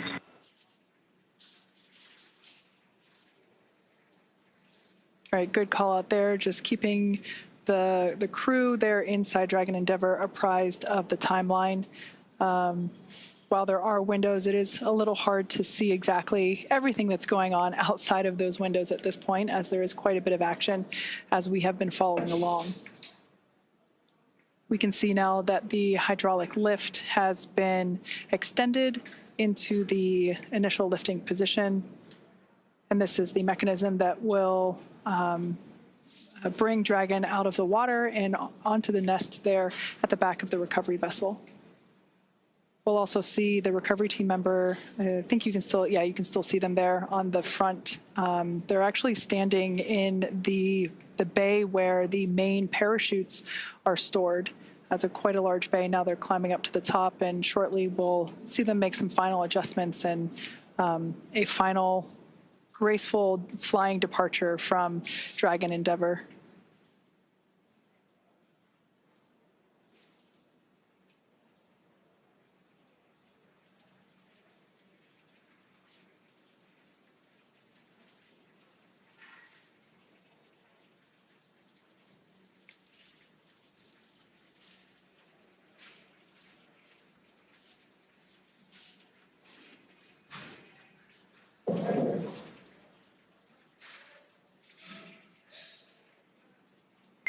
Brace for capsule lift. Crew bracing.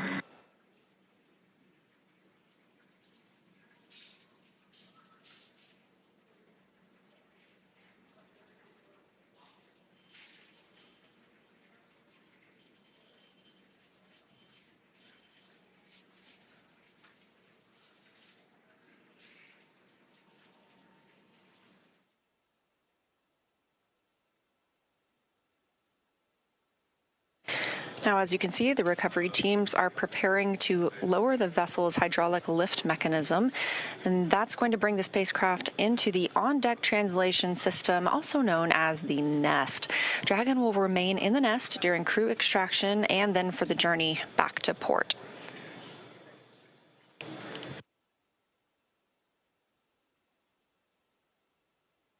Again, all of this coming right after splashdown at 2:41 a.m. Central Time, right on time, and a really expedient recovery, partially thanks to the calm sea states and great weather that is out in the San Diego area right now, but also due to the swift and very well skilled and practiced efforts of the NASA and SpaceX recovery teams.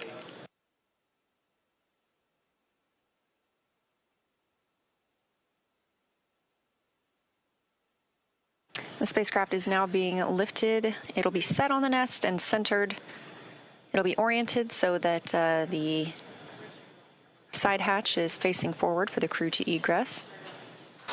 It'll be moved into the hangar underneath that helipad that you see illuminated in green on the top of the ship, and then pulled towards the mezzanine area so that the crew can be helped outside of the hatch. Once open, a SpaceX medical doctor will be the first to check in on Cardman.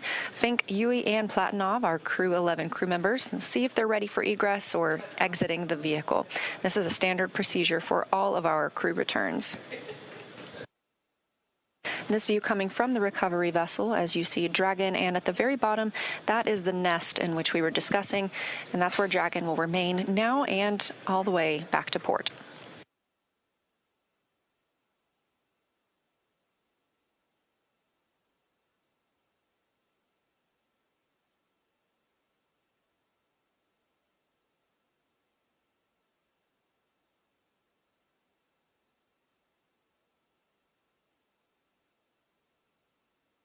You can also see, facing forward, that is Dragon's side hatch we were discussing. This is the same hatch they used to enter the spacecraft on launch day in August.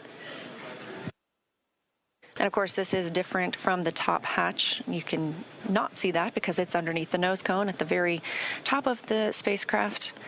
We've been following along all the way through deorbit burn and nose cone closure tonight. That top hatch underneath the nose cone is what the astronauts and cosmonaut used to enter and exit the International Space Station while Dragon was docked.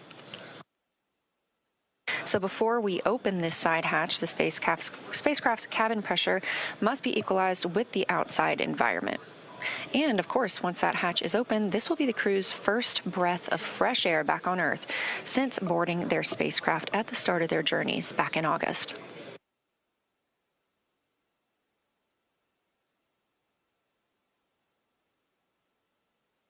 Again, a very by-the-book return for Crew 11 tonight. Everything nominal, as we often use, meaning it's normal and as planned and as expected. Splashdown happening at 2:41 a.m. Central. This swift recovery getting them on the boat. It's now 3:10 a.m. Central. Dragon SpaceX, welcome aboard the recovery vessel. Recovery personnel are completing their final checks and stand by for translation to the egress platform. Dragon copies. Now that voice speaking with the astronauts and cosmonaut on the Dragon spacecraft is still coming from the core in SpaceX Mission Control in Hawthorne, California. These team members are making sure that all thrusters are covered before they begin to maneuver the spacecraft toward that egress platform. We'll be standing by live the entire time.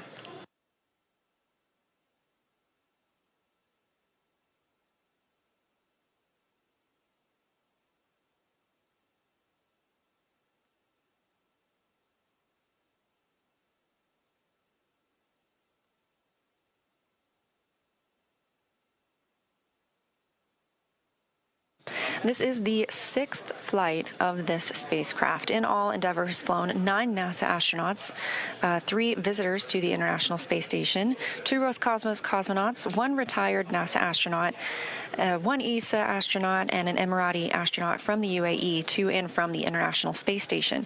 Again, this is the 6th mission for this Dragon spacecraft named Endeavour.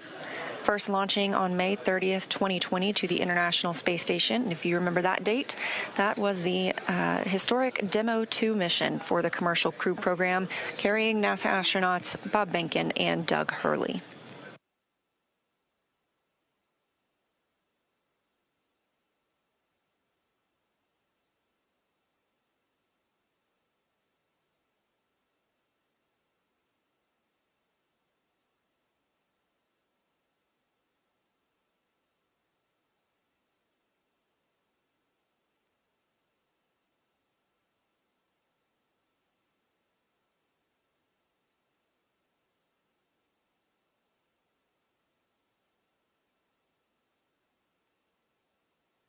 What you're seeing here are SpaceX team members. They are preparing the vehicle to be moved to that egress platform, making sure everything is safe, that the rigging is properly attached.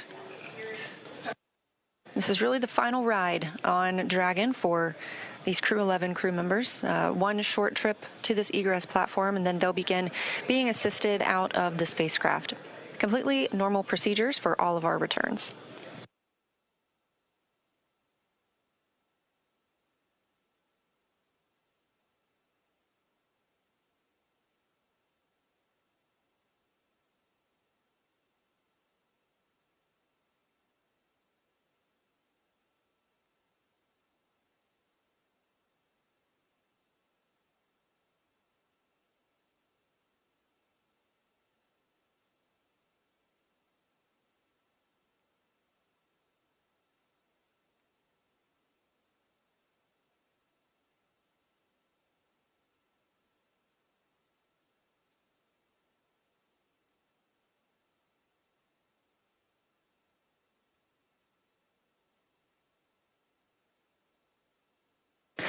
And this is a live view from Mission Control in Houston, Texas, the International Space Station Flight Control Room. We have some additional visitors beyond the usual flight controllers and flight directors that staff this room 24/7. In the center of your screen, you'll see NASA Administrator Jared Isaacman speaking with team members, specifically right now the Spartan flight controller. Isaacman is, of course, an accomplished astronaut himself, having flown on 2 missions aboard Dragon, so he is familiar with these procedures and what the crew might be experiencing right now.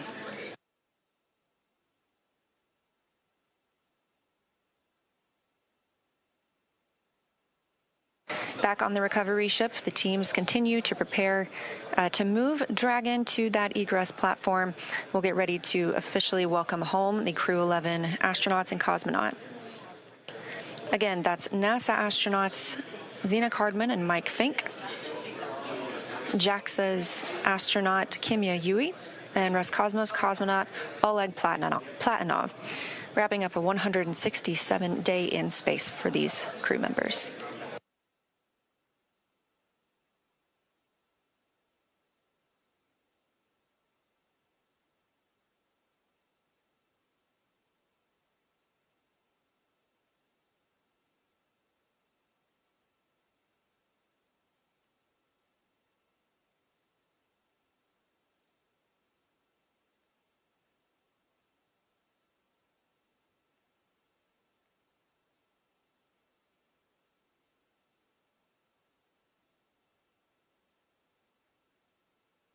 Again, if you're just joining us, thanks for tuning in. This is the live mission coverage of NASA's SpaceX Crew 11 mission returning from the International Space Station back to Earth. As you can see, this is the Dragon spacecraft, and splashdown occurred at 2:41 a.m. Central Time, right on time.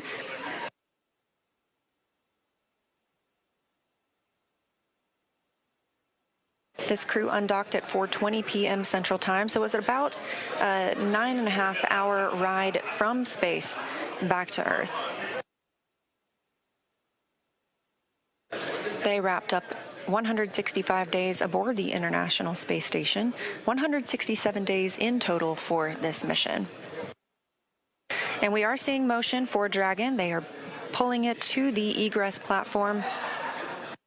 It's a short distance, and this view coming from that platform itself. This will align it properly with the side hatch, where we will see the astronauts egress or exit the capsule. They will be assisted after being checked on by a medical doctor, and this is standard procedure for all of our returning crews.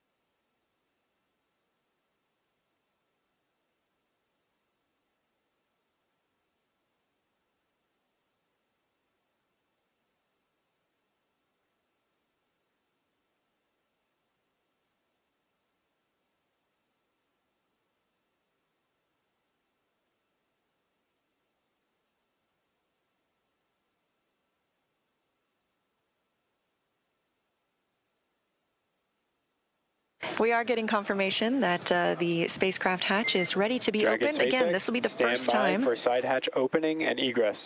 It's been an honor flying with you. Standing by for side hatch, and the honor is ours. Thank you so much.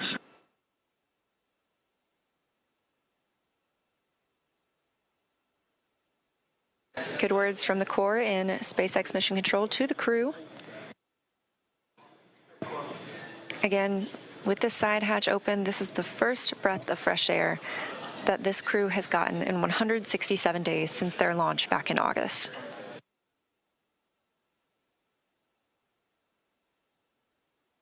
That hatch opening coming at 3:19 a.m. Central Time, and with a splashdown occurring at 2:41 a.m. Central Time, a pretty rapid access of the crew.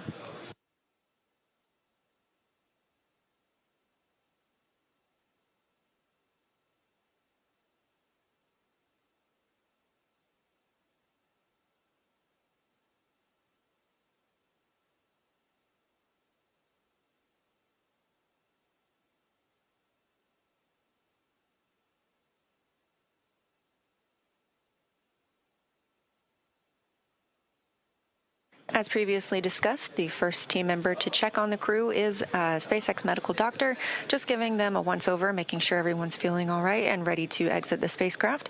This is something we do with all crew members who return.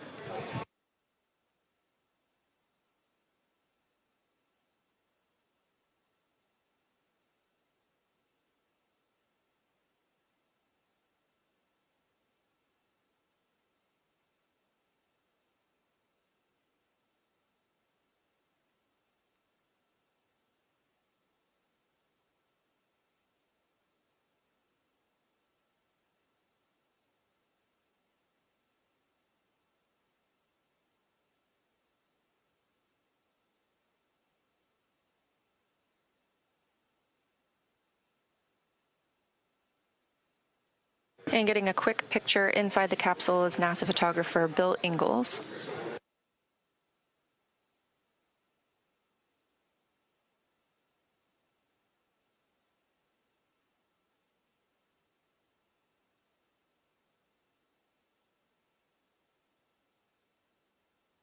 Hey, there's your live view inside Dragon Crew 11 back on Earth after 167 days in space.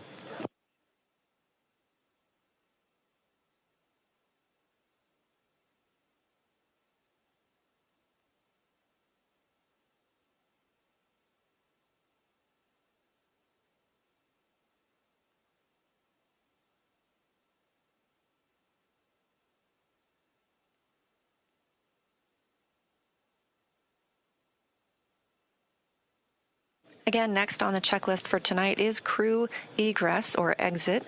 Team members will be assisting them as they are helped out of the spacecraft. Again, it's been 167 days since they were back on Earth, so our standard procedure will be followed here as well, where they are assisted out of the spacecraft and placed on essentially a gurney, and then they will receive some medical checks aboard the ship before flying back to land.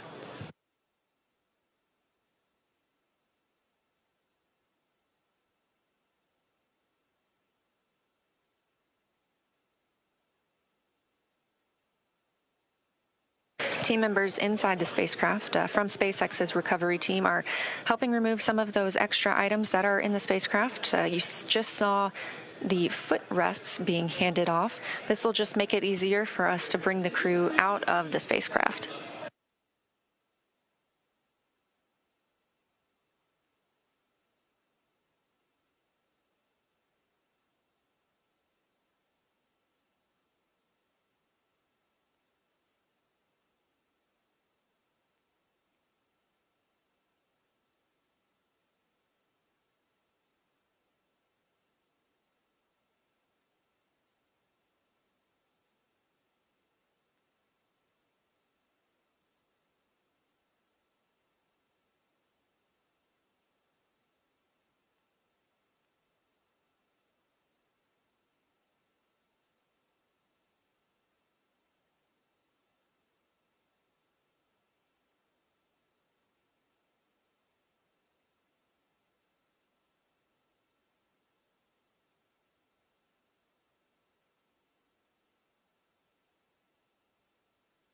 Just over 40 minutes since our crew splashed down off the coast of San Diego. Again, that coming at 2:41 a.m. Central Time. We are expecting to see them exiting the spacecraft very soon.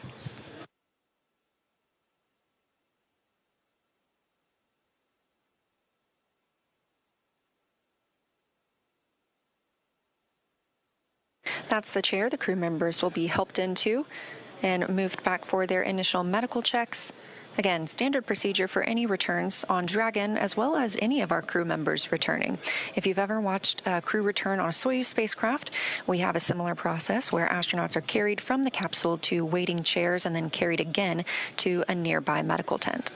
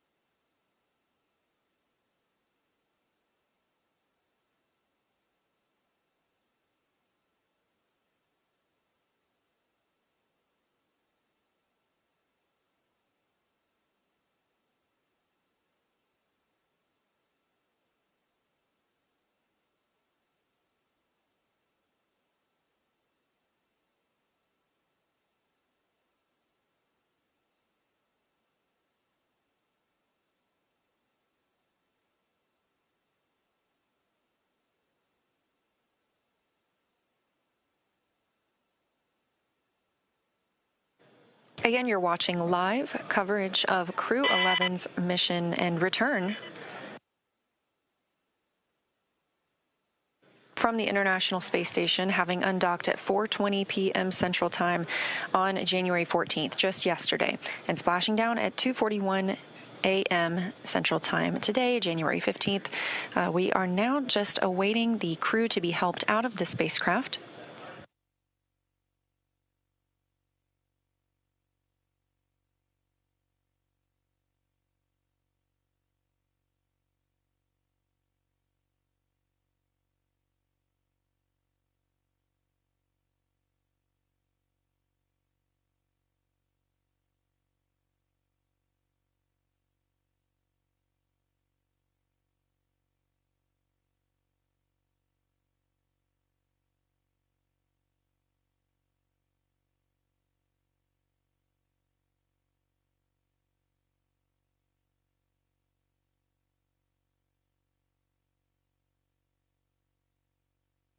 And it looks like our first crew member out of the spacecraft is NASA astronaut Mike Fink.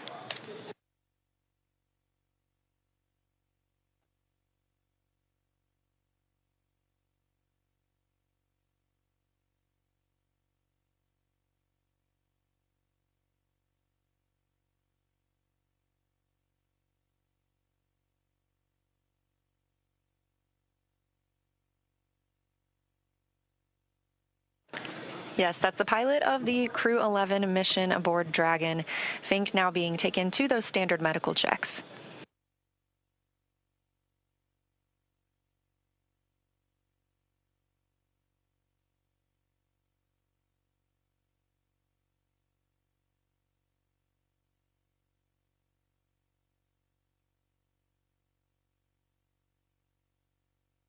And since we just saw Mike Fink, it's worth noting he now has 549 total days in space. That's the fourth all-time most days for NASA astronauts.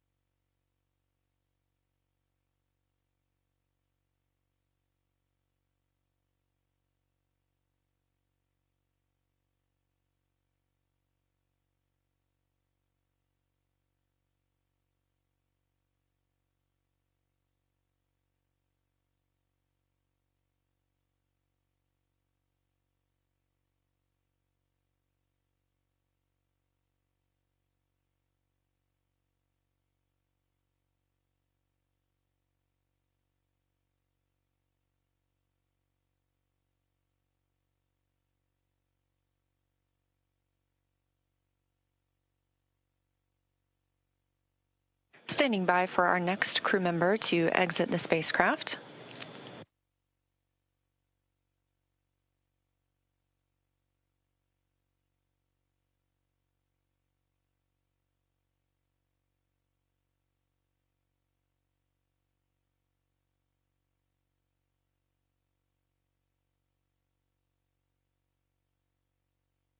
That's NASA astronaut Zena Cardman, wrapping up her first mission to space, commander of the Crew 11 spacecraft.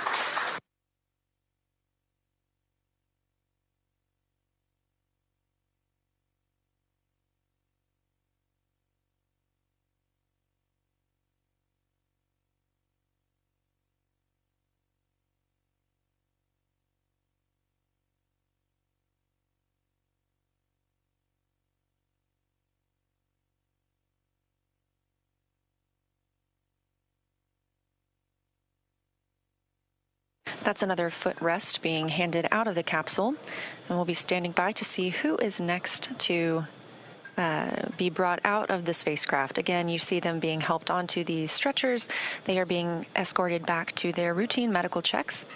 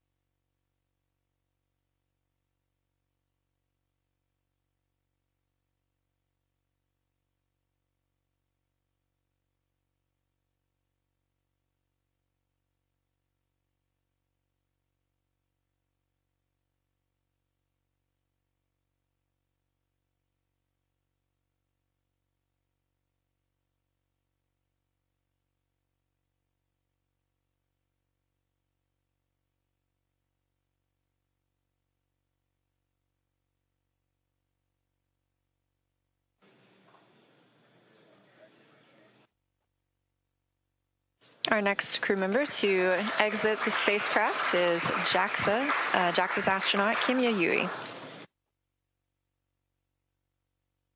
Yui just reached the milestone of 300 days in space across 2 missions. You can see some cheering on the SpaceX recovery ship, and you can probably also hear a little bit of celebration here in Mission Control Houston as well. That's another foot restraint, or a foot rest, I should say, being brought out of the spacecraft, clearing the way for our final crew member to exit, and that will be Roscosmos cosmonaut Oleg Platonov.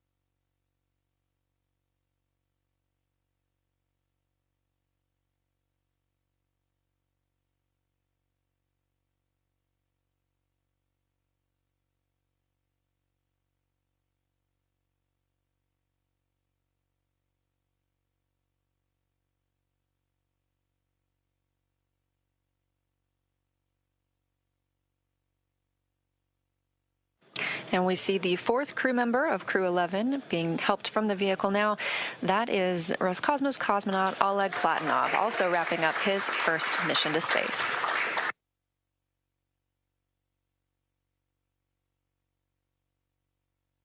Now that NASA astronauts Zena Cardman and Mike Fink, Kim Yayoi of JAXA, and Roscosmos cosmonaut Oleg Platonov are safely back home on Earth and getting checked out by the medical teams, we're going to wrap up our live coverage of their return.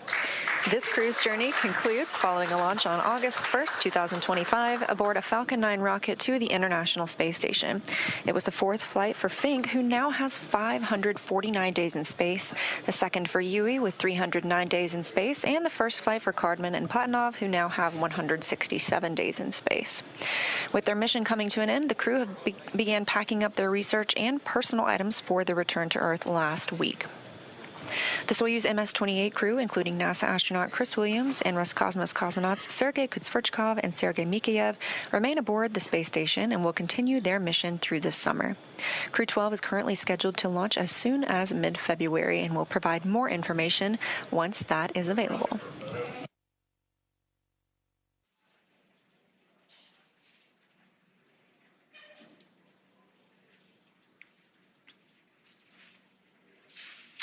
Great news for Crew 11. They are home. The journey back began yesterday, about 13 hours ago, when they closed the hatch to Dragon and undocked from the International Space Station at 12:29 p.m. Pacific, 3:29 p.m. Eastern. Now, during this time, the spacecraft performed a number of maneuvers in preparation for re-entry to the Earth's atmosphere, with final splashdown occurring off the coast of San Diego, California, on time at 12:41 a.m. Pacific, 3:41 a.m. Eastern. And just a little less than an hour following splashdown, we saw Zena, Mike, Oleg, and Kimia make their way out of Dragon and into the recovery ship's medical facilities, safe and sound. We just had some great words here in Mission Control from NASA Administrator Jared Isaacman, and we are still monitoring the crew as they continue their journey back to home. So after the checkouts on the ship, the crew will be flown to a local hospital for continued monitoring and checkouts using additional medical equipment not available aboard the space station. As NASA's Chief Health and Medical Officer J.D. Polk discussed last week, the crew member is stable and we were able to monitor their condition in orbit, but we want to take advantage of resources on Earth to provide the best care possible. NASA maintains relationships with local hospitals to ensure readiness for any post-landing needs, and for this return, we are utilizing that option as part of our normal preparedness process. Afterwards, the crew members will take a NASA plane for the short flight back to Houston. They'll then be reunited with families to bring an end to this mission. Thank you, as always, for joining us for the coverage of Splashdown for Crew 11. Excuse me. Remember to follow SpaceX on X and NASA Online on social media for updates. Pardon me. Here we go. For updates for the very latest on crew and cargo flights to and from the International Space Station. That's it for us here at SpaceX Hawthorne. Go Dragon and go Crew 11. And we'll continue to share the progress of the crew on social media as they travel back home. We also have a post-splashdown news conference coming up at 2:45 a.m. Pacific time, 5:45 a.m. Eastern time, where leadership will share the latest updates as we conclude this mission. From all of us at NASA and SpaceX, it's been an honor. Thanks for joining, and welcome home, Crew 11.